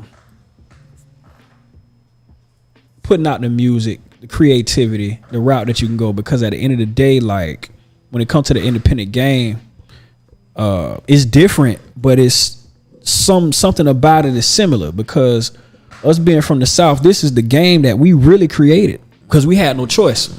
You know what I'm saying? This is, you know, it started with, you know, Luke, you know what I mean, having his own Luke Records, and then going to you know, my man Jay Prince, you know, where he from. It wasn't no Def Jams up the street, no Capitol Records, you know what I mean? So, you know, and that trickled over to Tony Draper with Suave House. Then it trickled over to Master P, you know what I mean? Because it was no choice. And then Cats on the West Side was already doing the same thing because it was no choice. So now, fast forward years and years later, I feel like we got this machine, the internet. Okay. You know what I'm saying? We got this machine, and now everybody, like, you don't have to send no demo. You know what I'm saying? Like, you can do what it is that you want. You can do exactly what y'all are doing. Hey, let's learn this business. I tell you what, I got the experience. You got the talent. I tell you what we can do. We can do this thing ourselves. It's gonna take some work. You know what I'm saying? It's gonna take some work. But if we stick with what it is that we stick with, ain't no telling where it can land you, because success is different for everybody. Right. Everybody got a different definition on what success is. And I think what a lot of times messes, especially in the rap game, what messes some cats up is the definition of success is kind of nostalgic. Yeah. And when I say that, they base it off of the 90s rap era. Right. Mm-hmm. If I don't have these things, you know what I'm saying, it's like I'm not successful. And it's like a, you know, I used to hear Nipsey talk about it, like it's a new model. It's a new model. And he used to say, like, big corporations are finna crumble, and these small entities are coming up. You know what I'm saying? You can do it yourself, yeah. Yeah, and it's gonna take some work. It's gonna take some work, but it's like, what is your lane? I can't even cap. I got a Rick Ross right now with a bathroom. Show him where it's from. That boy, that's crazy. I like that name. That was a deep moment. You good. That's that Henny Cranberry. That's that Henny Berry. That Henny Berry, bro. He's something, man. He's something. But yeah, man, you know, so it's like, I feel like y'all, because for one, we don't see a lot of DJs and rappers, artists, you know, work together, you know, seldom, you know, here and there, but it's mostly like in the A&R, executive producer, like when you see Khaled do his thing. You know, he wanted to do the thing with Ace Hood or whatever, but it's like, you know, I think it's starting to become a thing over the years. Especially I see it with the rapper and the producer. Right. You know what I'm saying? When they tag team, you know, when somebody may get with like when 21 Savage get with Metro Boomin. Right. Or when Freddie Gibbs get with Mad Lib, or somebody get with Alchemist, you know, and lock in for a project. Right. You know what I'm saying? And wonder type shit. Yeah. You know what I'm saying? Yeah. And it's a beautiful thing when you get somebody. It's like a, you know, Batman and Robin, Jordan and Pippen, you know, Kobe and Shaq, you know, because y'all just lock in, and this is what we're doing, and it's like a. It's a union. It's a marriage. You know what I'm saying? Yeah. It's a marriage, man, and it can create a beautiful thing, man. It can definitely create a beautiful thing. So, what's some of the, when you spoke earlier, like, hey, man, some of the things I done seen, I want to keep him away from that. So, being that you don't work with a lot of rappers, like, what do you feel are some of the things that certain rappers, you know, from your perspective or in your position that like they don't understand this part of the game, you know, the rap business. See, what I'm trying to avoid him seeing is not even from the rapper standpoint. It's from the tastemakers. It's from the executives, the smoke blowers, pretty much. You know what I'm saying? I got a relationship with them. I know them. I came up with them, so I know when it's real and when it's fake. And he's the type of artist where he wears his emotions on his sleeve all the time, Like most. so if he see anything or he feels anything going sour, he go fall all the way back. All the way back. We done had arguments like, bro, why'd you, man, I just didn't catch the vibe. Yeah. So I'm like, you know, as a, you know, a big bro, I kind of like see, you know, as a point guard, you know what everybody doing on the floor at one time. You know what the son need to be doing. You know what the forward need to be doing. Shooting guard, etc. So that's where I'm at with it. So that's what I mean. Not putting him in position to see, like he just explained, like the tastemakers and the DJs providing services, and we're paying and they not coming through. Yeah. I done put him in a position where we paid for a feature. They gave all this, oh man, we're gonna help do this, help do that. Turn around, does nothing. Yeah. So now it's like, damn, he got damn HeadBussa them. I didn't really burn them, but I was with it too. I put money in with it too. So, you know, I just try to keep away from the bullshit. And at the same time keep myself away from the bullshit. How hard is that? I mean, it's very hard because everything is scam right now. Yeah. Thanks to the internet. Everything is a facade. Yeah. Everything is nostalgic. Yeah. Shit, they can make anything look like gold. Right.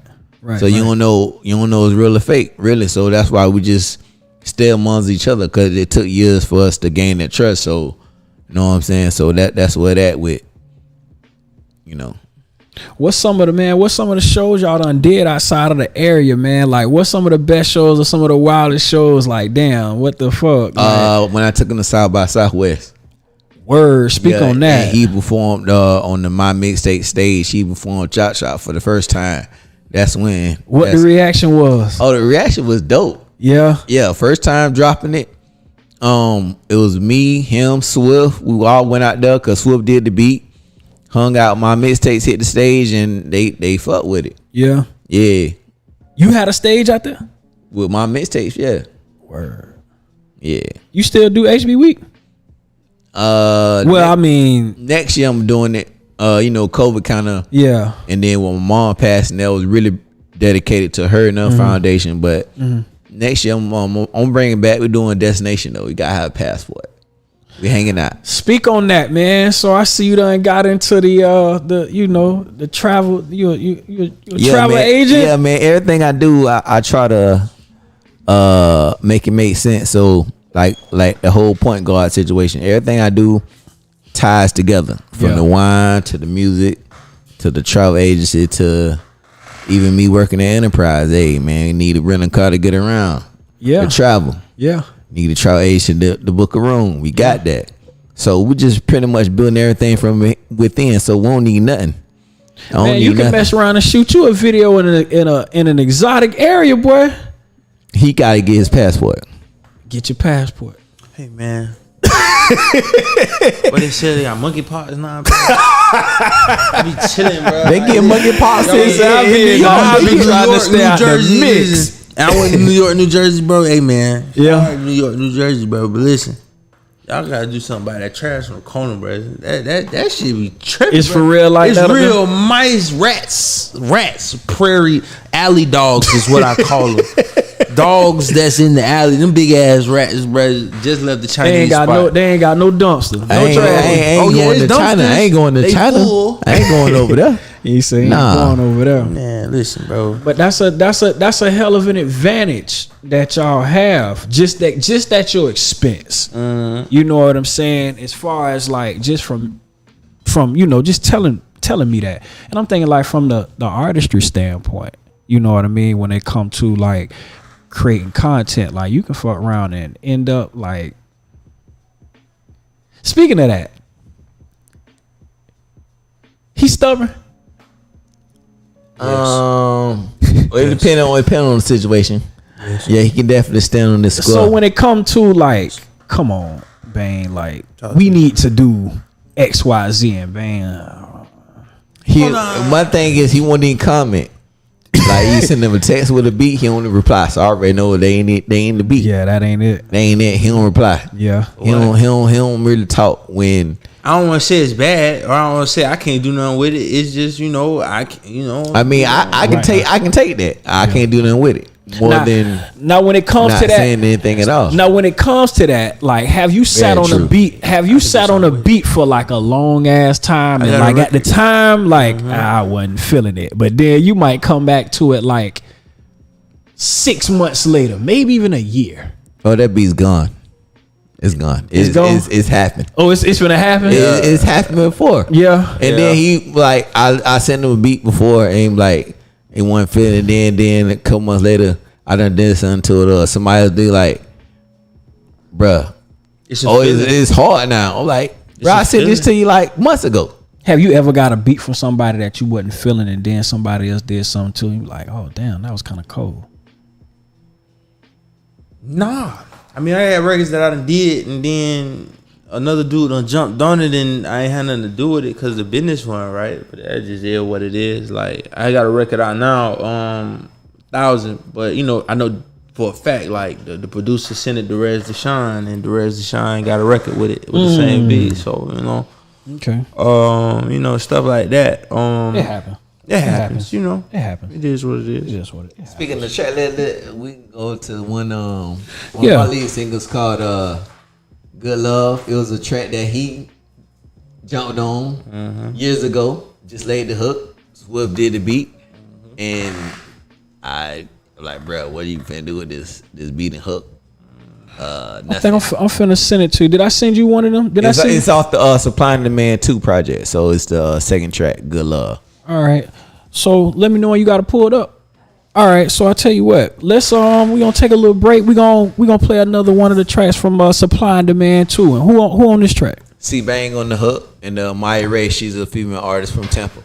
So let's get into that. Good Love with C-Bane and Maya Ray, man. Don't go nowhere. We still right here with episode 21 of the Midnight Oil. Let's get into this music. You're listening to Power Plug Radio. Home of your throwback jams.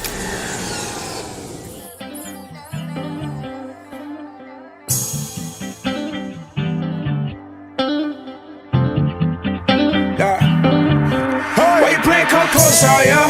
Love doing the most, all ya? Ain't no time to joke, all ya? I got you what you want right here. I'll make you proud of me. Let go when you riding me. No clothes for the privacy. How we fuck, they gon' wanna see. Give me some of that good love, good love. Is it fake, cause real love? Kinda hard just to feel love. Kinda hard just to feel love. Give me some of that good love, good love. Is it fake, cause real love? Kinda hard just to feel love. Kinda hard just to feel love. Good love, never altering.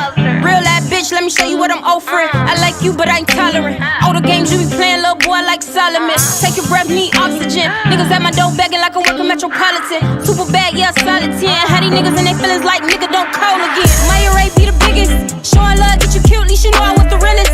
Too hot, need the chili. Both ass bitch, gonna make a nigga feel me. Give you what you want, huh? Yeah, I write it good. Misunderstanding what makes it so understood. Calling all the plays, I'm the captain of this wood. I'ma throw it back right, high roll, bitch, sure. What up? I'm the baddest in the city, no, I can't complain. Real niggas in the cut, make them C-Bane. Slide around in the pins and the E-thing. Playing with my heart, have my niggas make a C-Sing. Come on, baby, stop playing, you know my style. Got no time to be chasing, have me running wild. In the streets, you a boss, baby, make me proud. Go and do that thing when you do it, have me pretty loud. Love doing the most, all ya? Ain't no time to joke, all ya? I got you what you want right here. I'll make you proud of me. Let go when you riding me. No clothes for the privacy. How we fuck, they gon' wanna see. Give me some of that good love, good love. Is it fake, cause real love? Kinda hard just to feel love. Kinda hard just to feel love. Give me some of that good love, good love. Is it fake, cause real love? Kinda hard just to feel love. Kinda hard just to feel love. Maya Ray be the biggest. Showing love, get you cute, least you know I want the realest. Too hot, need the chili. Both ass bitch, gonna make a nigga feel me. Give you what you want, huh? Yeah,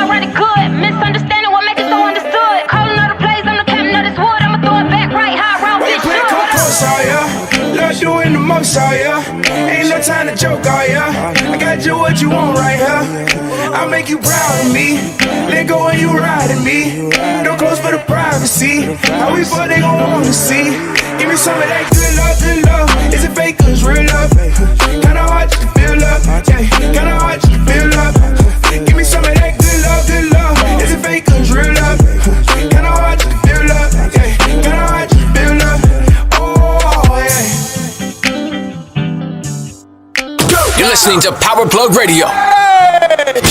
Home of your throwback jams. Yeah, and we back.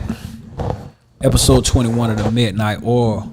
And that was Good Love. To DJ. That was Good Love right there with C-Bane and Maya Ray. That track there, bro. Good Love? Yeah, I got the video for it and everything. Yeah, man. Check that out. Good Love, man. Yeah. So it sounds like y'all been cranking out some dope ass music, man. You know what I'm saying? Y'all linking up with up and comers in the area, and we was talking about a few names, man, off air. You know, I brought up, which I haven't met her yet, and I'm gonna just put this I'm gonna put it in the atmosphere because I definitely want to meet her, man. I think from what I get from her, Priceless Scott is dope. I like how she come off, man. I like how she come off. I just kind of want to see the energy for myself. I just want to see. It's real. Yeah, I want to see it for myself, man. That's one of them people I definitely want to interview and just like meet her. You know what I mean? She come off and she got bars, like bars. Like she's not. She be doing that shit, man. Like the whole rapping thing. Like she been on that, like rapping it over the wire gate shit. Battling motherfuckers, but she be on that shit. I like today's women that rap because they rap with a chip on their shoulder. Yeah. They rap like they got something to prove. Like I got a point to prove and I'm finna prove it. And they be rapping hard. You know what I'm saying? And she come off like she got something to talk about. Yeah, like a girl I grew up with. You know what I'm saying? Like somebody you grew up with and just, you know, just be in the neighborhood, just talking a bunch of shit. Just talking a bunch of shit and just not gonna stop talking that shit until they prove their point. Exactly. So she definitely come off like that. And you said some names, man. You know, I was asking about what it was like to be in the studio with Prophet and Extra. Yeah, man. People's is real cool. You know, H had put the situation together, so it really was trying to just figure out how we gonna, you know, get it together. We ended up at the home studio with Prophet. I had Swift with me, so you know, we really was just, you know, trying to see what everything was going on. Ain't nobody really come in expecting to do a record, but we knew we was gonna end up probably doing something. Right. But you know, he put the beat on, and you know, it was magic after that. You know, we made Prophet some shit actually shake. made the beat. Prophet can do a lot. Yeah, man. That man's a workhorse for real. Prophet can do a lot. And one thing I know about Prophet gonna do it all at the crib with his babies. Yeah, either that or he'll take it. If he can't take them, like Prophet. Anytime when I used to stay in Tampa, I ran into him a couple of times. He always had his babies. For sure. Always had his babies. That's one thing I loved about him. Like he don't have the babies around. That's what's up, man. So what other dope collaborations that like, man, that was dope. Like I really enjoyed that. That stuck out on just the experience of just meeting certain people. Like, cause I know, you know, like I said, like I have yet to meet Priceless Scott. You know what I'm saying? But it's like, damn, I always kind of wanted to who's somebody that like you finally met him and it was like, yeah, that was a cool interaction. I remember that experience. You know what I'm saying? My first feature ever was with Tom. Damn. Yeah. That's a nice way to come out. You know what I'm saying? Started it off, yeah. So, you know, just and that was coming from a space where I was a fan, you know, like Scroll Music and all of that stuff was out. Had never met him before from the city and everything, never seen him before on a show or nothing. So just had a record on the way and then finally meeting up with him to get it done was like super dope for me. Another one, you know, just meeting up and it was like a super milestone for me was like meeting up with Young Moneybag Yo. You know, we actually got a record together and we shot the video in Orlando after the show of his. So I mean This is early money bag, yo. Yeah, early. Yeah. So I mean, really just been, you know, just trying to chase the moments and chase that feeling. What's a collaboration like if you know, like, damn, I want to work with this person, whether it's a producer, a singer? I really wanted to work with Nip before it became cool, before it became pop culture, like before he passed or whatever. That was a big thing for me. I was brought in to his sound like in 2010 when I was off, you know, going to school or whatnot. So yeah. Mailbox Money was the one for me. You know, damn. And our partner, our mutual friend, he was on Nip hard. Like when we went to LA, we had to go to the store. We went to the store Ashley. All Star Weekend. Yeah. I got a lot of artists that I really felt like was really raw, you know what I'm saying, in their own way. It's just like, you know, the masses and what everybody else on may not be the same thing for them at that time, you know what I mean? So I mean, I was really a fan of, you know, Nip. Then, you know, Fat Trail, you know, I listened to that too. You know, he been having his legal issues, but, you know. Them niggas too hard for me, boy. Them niggas hard. You know, another one that had me, like, you know, really trying to stretch my vocals on a lot of stuff when it came out of the modern stuff would be on, you know, like King Louis early in Chicago. Yeah. That's a name I ain't heard in a minute. Bro, like, I'm telling you, like, he done been on tour with Chance the Rapper, but it's just like, you know, just keeping everybody focused on you. You know what I'm saying? Yeah. You starting to realize what's more important. But he seemed like one of them type of cats too. Yeah, and then, you know, the obvious. You said a name just then, like. I'm just saying, bro. You know, I mean, like a lot of the stuff, bro. You know, it's derivative. You know, but me, you know, I like to give people I like to respect what people do, because I know a lot of people don't get they shine like they supposed to. And it's just like, if I'm, you know, like a cowboy, like, you know, he not really up on the mainstream setup, but I listen to it, you know. Word. Who you listening to right now? You listening to any music right now? Man, I'm jamming Drake. You know, he ain't really, you know, they saying he ain't have really what he was supposed to do on the last album, but honestly, you know, it wasn't for everybody. How you feel about it? I like it.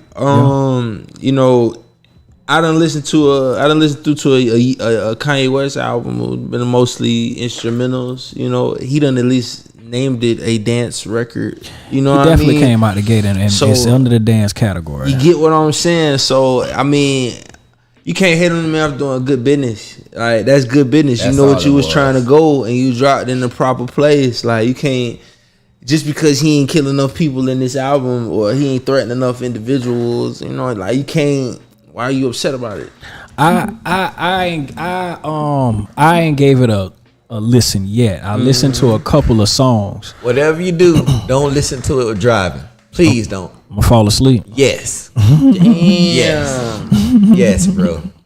I ain't gave it when Nala say, "Who is that?" My daughter 13, bro, and she took the headphones and she falling asleep. She like, yeah, you might want to turn that to something else. I haven't delved into it yet. I am, because it's Drake. You know what I'm saying? So it's like, you gotta give it a listen. But you gotta give it a listen. Now, business wise, he did what he had to do. I think man, you know what? I ain't gonna lie. It wasn't no promo behind it, no nothing. He just dropped it. He's in that space now. Like, I don't gotta do no rollout. Right. Like, I can just do what I want. Told you 34 hours before it dropped. Yeah. That was against. But then he got realized no one else dropped nothing else when he dropped either. Don't know about so that's the power.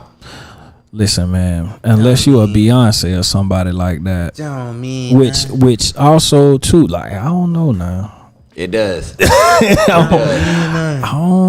Cause look, like, I'm gonna say that don't mean nothing. It's a lot of stuff that we tug a war with now that we had to do back then and niggas don't do now, bro. Like, people consume what they want to consume. So they do. Like, you gotta think about it. You can say Drake that same dude, but you can also say, you know, we ain't got as much as we were used to getting from a Future, but you know what I'm saying? They tied for in the decade how many people done got platinum and gold stuff taken care of. You know what I mean? So I mean, it all depends on what people rather listen for. Well, I ain't gonna lie. When I got the notification from Spotify at midnight, I'm like, Drake, what the hell, Drake? Let me check this You're out. gonna click You gonna click it because it's Drake. Exactly, and that's the power. That's the power. Yeah, man, and it's like I said, a little bit I done heard the first person I called was Knox, because I'm like, Knox is gonna find a way to play it. the first person I thought of was Knox. They're gonna find a way to play I it. say, man, you listen to this Drake album? He was like, not yet. And the first group of people I thought about was the DJs. I say the DJs finna have a time with this shit. You know what I'm saying? Like if you in that space where they play Little pool party, little kickback. you know what I'm saying? Or like Nothing too sweaty. you know, yeah, you know what I'm saying? yeah. Oh, they finna have a time with that. Them right. house DJs, EDMs, they finna flip. That's finna be on a lot of mixes. They finna have a time. But that's with what that. that's where the music going now anyway. So Drake just, he's setting the trend. He's not only riding the wave, he's creating the wave at the same time. And it's like somebody gotta know something, because the single that Beyonce dropped it's in the same vein. So it's like, Man, the Afro somebody knows something. The Afro beats lane opening all the way up. it's been like that for about 3 years. Right. 4 years, 3 Burna Boy. years. Oh, I love Jones Burna. Jimmy. He don't miss. Right. He don't miss. This last song, I don't know what the hell he be saying. I don't know what he be saying, but it sounds so fucking good. Hips. And it's like, I told somebody, I say something about Burna Boy, give me Tupac vibes. And I told him, like, pull up, translate this shit. What is he saying? I seen the interview one time with that man. He told a bitch straight up because she wanted to take a picture with another celebrity. He was like, "You can stay over there." And she stayed over there. So Yeah, man. that man real. Yeah, I like Burna Boy, man. His music is like a rebellious but soulful, revolutionary somewhere, yeah. type vibe. You know what I mean? And He just don't care. yeah. I mean, He a nigga for real. Right. He just from another. It's a different type of niggatry, but it's like, damn, like, yeah, I love Burna Boy, man. But I think it's something, I don't know. Like I said, man, it's like with them sounds, because I guess whatever Drake is doing, when Beyonce did her thing, it's like, oh, this is intentional. Like Exactly. this is intentional. what they Somebody dealing with the knows same something. producers. They sitting with the same choreography. They dealing with the same engineers. Yeah. It be some mix up somewhere. Yeah, and then also too, analytics. Oh Can't sleep on analytics. You know what move and what don't. You know what I'm saying? You can't, cause that, I feel like when it comes to, like, when a lot of cats, I think Spotify is a hell of a tool, because it's gonna give you, what's playing where. And you can see, you know what I mean, what genre, you know what I mean, and all of that. And I think a lot of times, if you paying attention, like, all right, well, this where it's moving. All right. Well, who popping in this region that I can link up with? What's the producer that's popping off in DC? Or who the rapper that I need to link up with in Tennessee that's popping over there, where I could take this thing if my music is being played over there? It's like analytics, man. Analytics. So I know when it comes to that house stuff, like, it's crazy, because like that's European money. And believe it or not, that speaking of analytics, that's 75% of the playlists. All the overseas playlists, all the EDMs and all the crossover playlists. It's easy. Yeah. It's easy. Very, like, you can go over there and make good money. You know what I mean? Like, even though it's still a urban lane, but one of the cats that I haven't heard of him doing too much lately, but Ryan Leslie. Right. Ryan Leslie, I ain't seen Ryan Leslie do a show in the States in years, but when it come to like Switzerland and Germany, like, he still do his same thing, but man, he is selling out shows. Like, he is getting good money, and it's like, I don't know, man, it's like with them sounds, man, and what he doing, but Nah, not to stay on the Drake thing too long, but I ain't delved into it yet. But from what I heard, it's like, you know, it is what it is. Jimmy Cooks, that nigga though. That shit jam right there. Jimmy Cooks, that's that shit. That's what him and everybody talking about with him and 21. Him 21. That's the last song on the project, bro. That bit hard. Last For real. That bit hard. I ain't even make it to that song, bro. But you gotta understand. How many songs on there? Think about it. About Drake is still the 18. same dude. 18. Yeah. Drake's still the same dude that hit a nigga up and quieted a nigga down. That's a battle rapper. He quieted a nigga down with like an intro to a mixtape. I'm just saying that charged up shit was underwhelming for a diss record.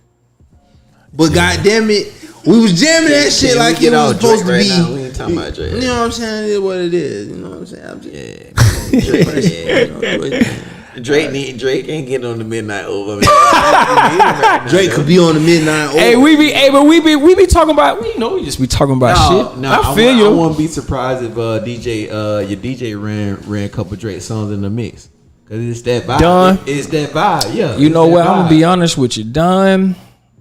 It's that From vibe. what I know of Don, I don't think Don will throw that shit in there.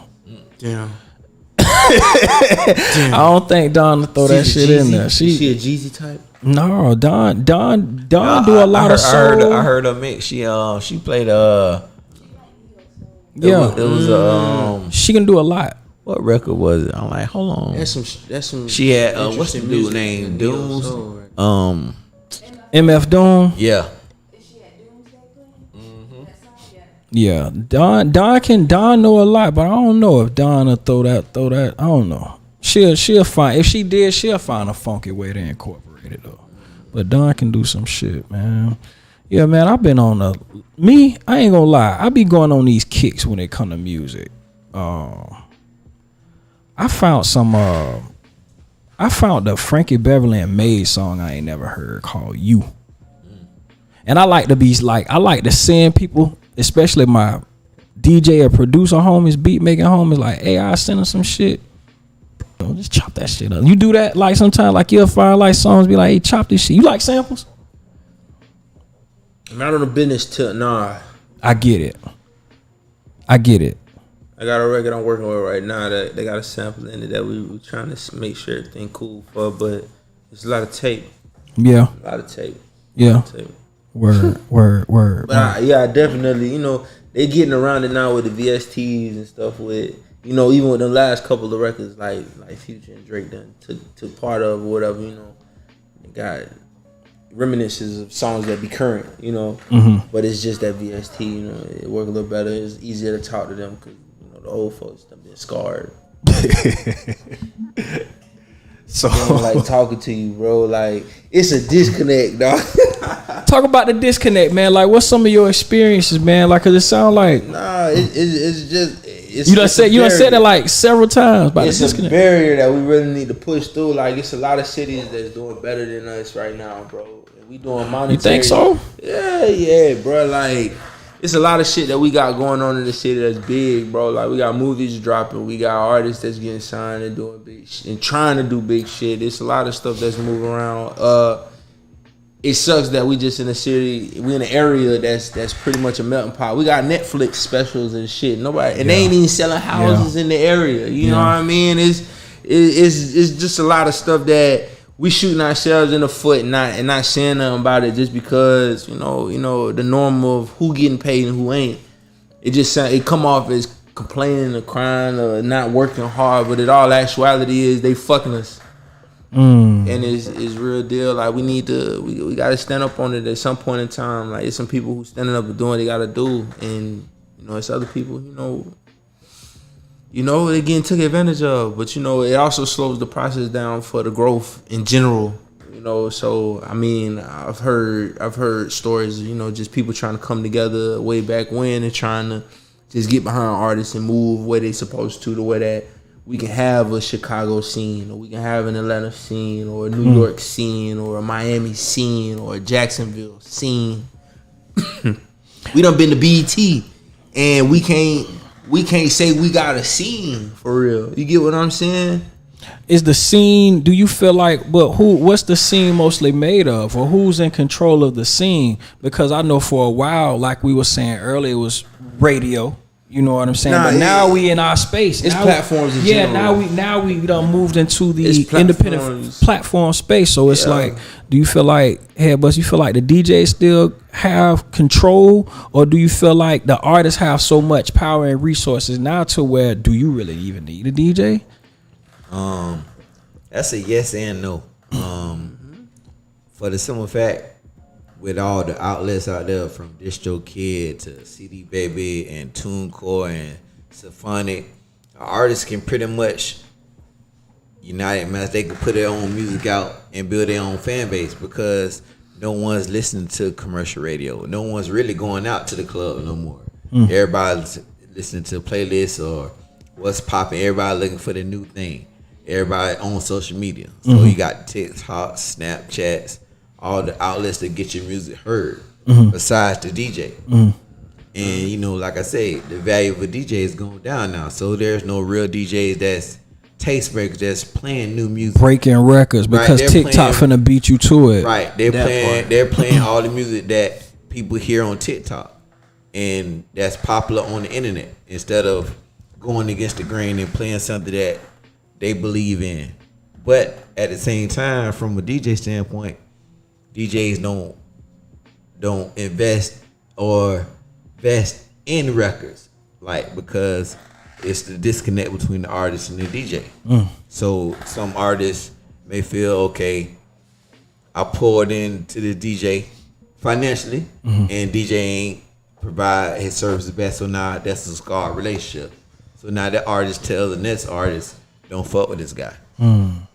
Same thing with DJ. Well, artists don't never support DJ and we never post a flyer, but why should I post a flyer from an artist standpoint when you're not playing my record? Why should I come out to your club night when you're not playing my record? We not even we 30 still seconds, on. We still even, like that. Yeah, it's still like that, bro. and we done been in situations where I done convinced them, like, bro, we finna support this DJ on his birthday, pay for his visuals. Cause that's the birthday present. We're not finna put money in your pocket to play the record, but we're gonna provide For the product, right, service, yeah. right. And it is what it is. It's just lay where it lay sometimes. But honestly, I don't know. I can only speak for myself, bro. I'm only going to give. I'm gonna put out 110. So when I don't feel that same in return, I'm falling back, all the way back. So you still on the party scene? You still do club dates? You still do, Well, like I say, when I do a club date, I'm running the club. It's my date. Other than that, I'm straight. I'd rather do a wedding. I'd rather do a wedding. you go with I done did weddings, bar mitzvahs, quinceañeras. I done did all of that. You look like the type of nigga. Oh, I can get clean. You look like the type. Oh, I can get clean for that. We gonna get right. That's the guarantee, money, bro. Yeah. I'm not finna look like that's the type of jump we going to. Like, you know what I'm saying? You end up being in places like that versus the places that they supposed to be on their shit. You end up independent contract in that way. You get what I'm saying? And that's just the hustle in your impact of music. Like, I don't got too many homeboys. I got homeboys, but I ain't got too many homeboys who get those kind of calls. You know, trying to pull up and be at some stuff that's real intimate. Like you doing birthdays and weddings, nigga. Like, I'm in Georgia doing a wedding. I'm in, you know what I'm saying? Yeah. Shit like that. Like, I don't know too many people that resonate that well with people that ain't got a bubble of fake famous around them. You get what I mean? And that type of shit means a little bit more to me. A lot of people don't see it that way, but the money better. Nah, man, I think that's a very that's a dope space to be in, man, because it's like, once again, it goes back to, we was talking about, like, what you came up on, what you listen to, you know what I'm saying? What's artistic integrity to you? And I think that all go into what makes up you as an artist. So when you go into these spaces, like you say, I'm just going with the vibe. Yeah. So if the vibe, come out with a song that people can, because everybody want to kind of dance, even motherfuckers that don't know how to dance want to have the courage to want to get up and dance. So when you go into them spaces, like, you can do the stinky leg, you know what I'm saying, or some shit like that. And going to a wedding or going to a birthday party or do something like that. Oh, y'all want me to perform and this, that, and the third, you know. Shit crazy, bro. That shit crazy. This your day and shit. Yeah. That should be different. So, I mean, it's definitely good energy out here when you talking about being a part of the entertainment. And that say a lot. That say a lot about you though. Yeah. And what it is that you doing. You know what I'm saying? I stepped in it like just to be heard and to be around people who think the way I think. So, I mean, if it ain't the whole world, it's gonna be a good portion of it, I feel. With your music, what you trying to do? What the success right now, as of right now, with everything that's going on? You got your family, you know what I'm saying? Yeah. You move like what does success look like to you right now?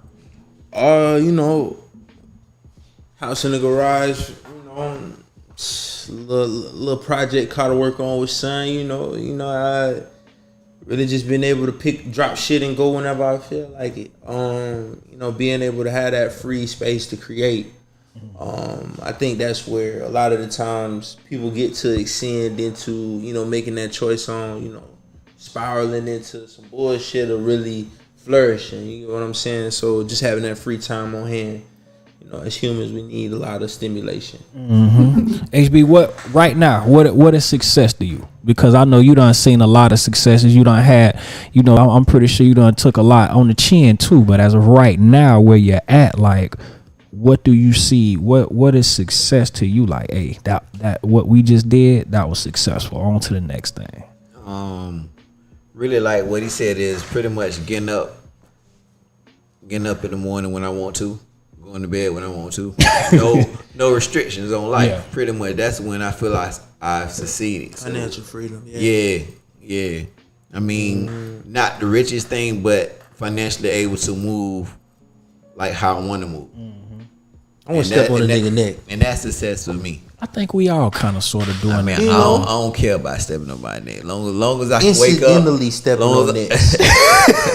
Like, I don't want to do it on purpose. I didn't intend on doing that, just but the showed up in move park. that I make. You know what I'm saying? I get what you're saying. I just I showed up in understand. park. I heard he got beef. See, I get exactly what you're saying, man. So what's next for y'all, man? What's next? What's the direction, you know, like, you know, that y'all want to move in as far as, you know, whether it be with the music, whether it be with the wine, the travel agency, the part, like what's next, man? More records, more music, more events, man, more fun, more everything. Honestly, more good times, more vibes, more weed. It's just really more wine, shit. Really just trying to build on everything that we've been building on for years. A lot of the shit that really, you know, keep us sane and staying focused on what we've been doing. So as long as we can keep doing that and build, I believe we're gonna be in the right where we want to be. Sure. I agree with that. I know we're trying to get to where we don't have to work, whether it's part time or full time. And we want these things that we're doing, these hobbies, to turn into real bread opportunities. And we got what it takes to do it. Just figuring it out. You know, he's a new family man. I'm a family man. I'm taking care of my father. You know what I'm saying? So it's, how you doing? He cool, man. He cool. He's a 68-year-old Jamaican. Frumpy. He definitely prideful man. But you know, I love him to death. So is you know, that along with, you know, back and forth here, and you know, just figuring it out. But honestly, we just want to move without any tension. You know what I'm saying? Like, we go somewhere, we won't have to worry about, okay, they ain't got to budget this, budget that. No, we just want to go. Just do it. Just do it. That's it. That's the name of the game. It ain't about the big house and all. Just, hey, if I can get up and go somewhere without having to worry about nothing, the kids straight, family straight, pockets good, let's do it. The freedom that these passions and endeavors can provide you. Exactly. Well, I wish y'all nothing but success. You know what I'm saying? Nothing but good fortune, man. It was a pleasure to sit here and chop it up with y'all, man. I greatly appreciate y'all coming through, man. It was good. Appreciate you having good us, to kick boss. it with y'all, man. Can we run more? Can we run it now that we on with C-Bane, Profit and Extra on the way out? Which one is that? It should be the last song on Supply and Demand 2. Let's run that. And that's now that we on. Now that we on. When you listen to it, it puts you in the mind frame of Above the Rim. That's one of my favorite movies. Yeah. Nah, I definitely gotta listen to it. Hey, with that being said, hey man, episode 21 of the Midnight Oil was a vibe, man. It was a pleasure sitting here with DJ HeadBussa. It was a pleasure sitting here with C-Bane, chopping it up with them, listening to the music, man. And y'all make sure y'all stick up, stay in tune and keep up with them as far as like the things that they doing. So thank y'all so much for tuning in. Episode 21 of the Midnight Oil. We catch y'all next Wednesday night, man. Big vibe. You're listening to Power Plug Radio. Home of your throwback jams. Found tears on your pillow, taste my lonely.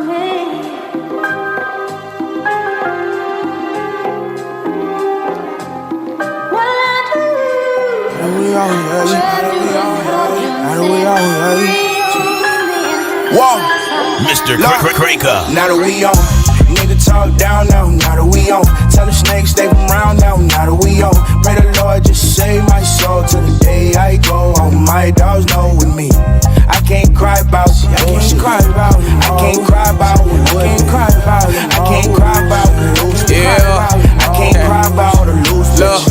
Blowing strong, that's what I be on. Bitches blowing up my phone, they know now we on. Used to dream about the money, nigga, now we there. Now we got them turning heads, make them stop and stare. Yeah, I came from the bottom, I've been traumatized. Running up them digits, gotta monetize. Can't be wasting time, I ain't got the time. We gon' do it big till we out of time. Feel like I deserve it, bitch, I gotta shine. I can't kick it with you niggas, bitch, I gotta slide. Bitches taking pictures, used to picture that. All that hating, nigga, we ain't into that. They be too swing. Celebrating, made a way, I'm with the crew swing. Bad bitches on my line, what they do, stranger? Swear I had to wait in line, I've been too anxious. Now that we on. Nigga talk down now, now that we on. Tell the snakes stay from round now, now that we on. Pray the Lord just save my soul till the day I go. All my dogs know with me. I can't cry about it. I can't cry about it. I can't cry about it. I can't cry about it. I can't cry about it. Lord, it's getting hard to try to fight all these demons. Shadows on the wall as I'm the only one that's seen them. I know I ain't tweaking, see they right there on the ceiling. Fix to pay the pizza rolls and I ain't even eat them. Scared to let these baby Kim K's grow my semen. I don't wanna start a family and then leave it. Delete it, the pill man number out my phone, you won't believe it. I boost on 50 bands, I'm supposed to be gone. 49 on red bone, slapper like ceiling. Beat me on one knee, I pressure believe. No cap, shout out cap, got my Nikes on now. So kind cause I'm proud, just like DC Young Fly. Just wanna run these bands up, it get I drop the top, pick it up, then let it back down. Thought it was finna rain, bitch, I ain't showing eyes. Still whoop the woo around, I can't go in the house. I'm talking about, yeah. Nigga talk down now, now that we on. Tell the snakes stay from round now, now that we on. Pray the Lord just save my soul till the day I go. All my dogs know with me. I can't cry about it. I can't cry about it. I can't cry about it. I can't cry about it. I can't cry about it. I can't cry about it. Letter to a hater, you too dead to read it. I ain't never lose like I'm undefeated. You see how I'm coming, I ain't gotta tweet it. It man at a pose, I'm just glad he seen it. I gave her my all, she losing the draws. And if we all at odds, we ain't in the draw. Beat him in his game, so he taking home his ball. I ain't worried about the bull, so I rarely get involved. Know that we up, walk snakes wanna pull up. Talking we was friends, nigga, when you ain't bring us. Got so many prayers that a nigga had to send up. Blessings coming in, taking nails when you give up. Sleeping on the floor, sleeping on these hoes. And picking up a bag when it's time for me to show. Had to press a nigga, he was covering what he owed. Nigga, I'm a dime, how you mad I'm putting on? Now that we on. Nigga talk down now, now that we on. Tell the snakes stay from round now, now that we on. Pray the Lord just save my soul till the day I go. All my dogs know with me. I can't cry about it. I can't cry about it. I can't cry about it. I can't cry about it. I can't cry about it. I can't cry about a loose bitch. See, I can't cry about it, no. I can't cry. You're listening to Power Plug Radio. Home of your throwback jams.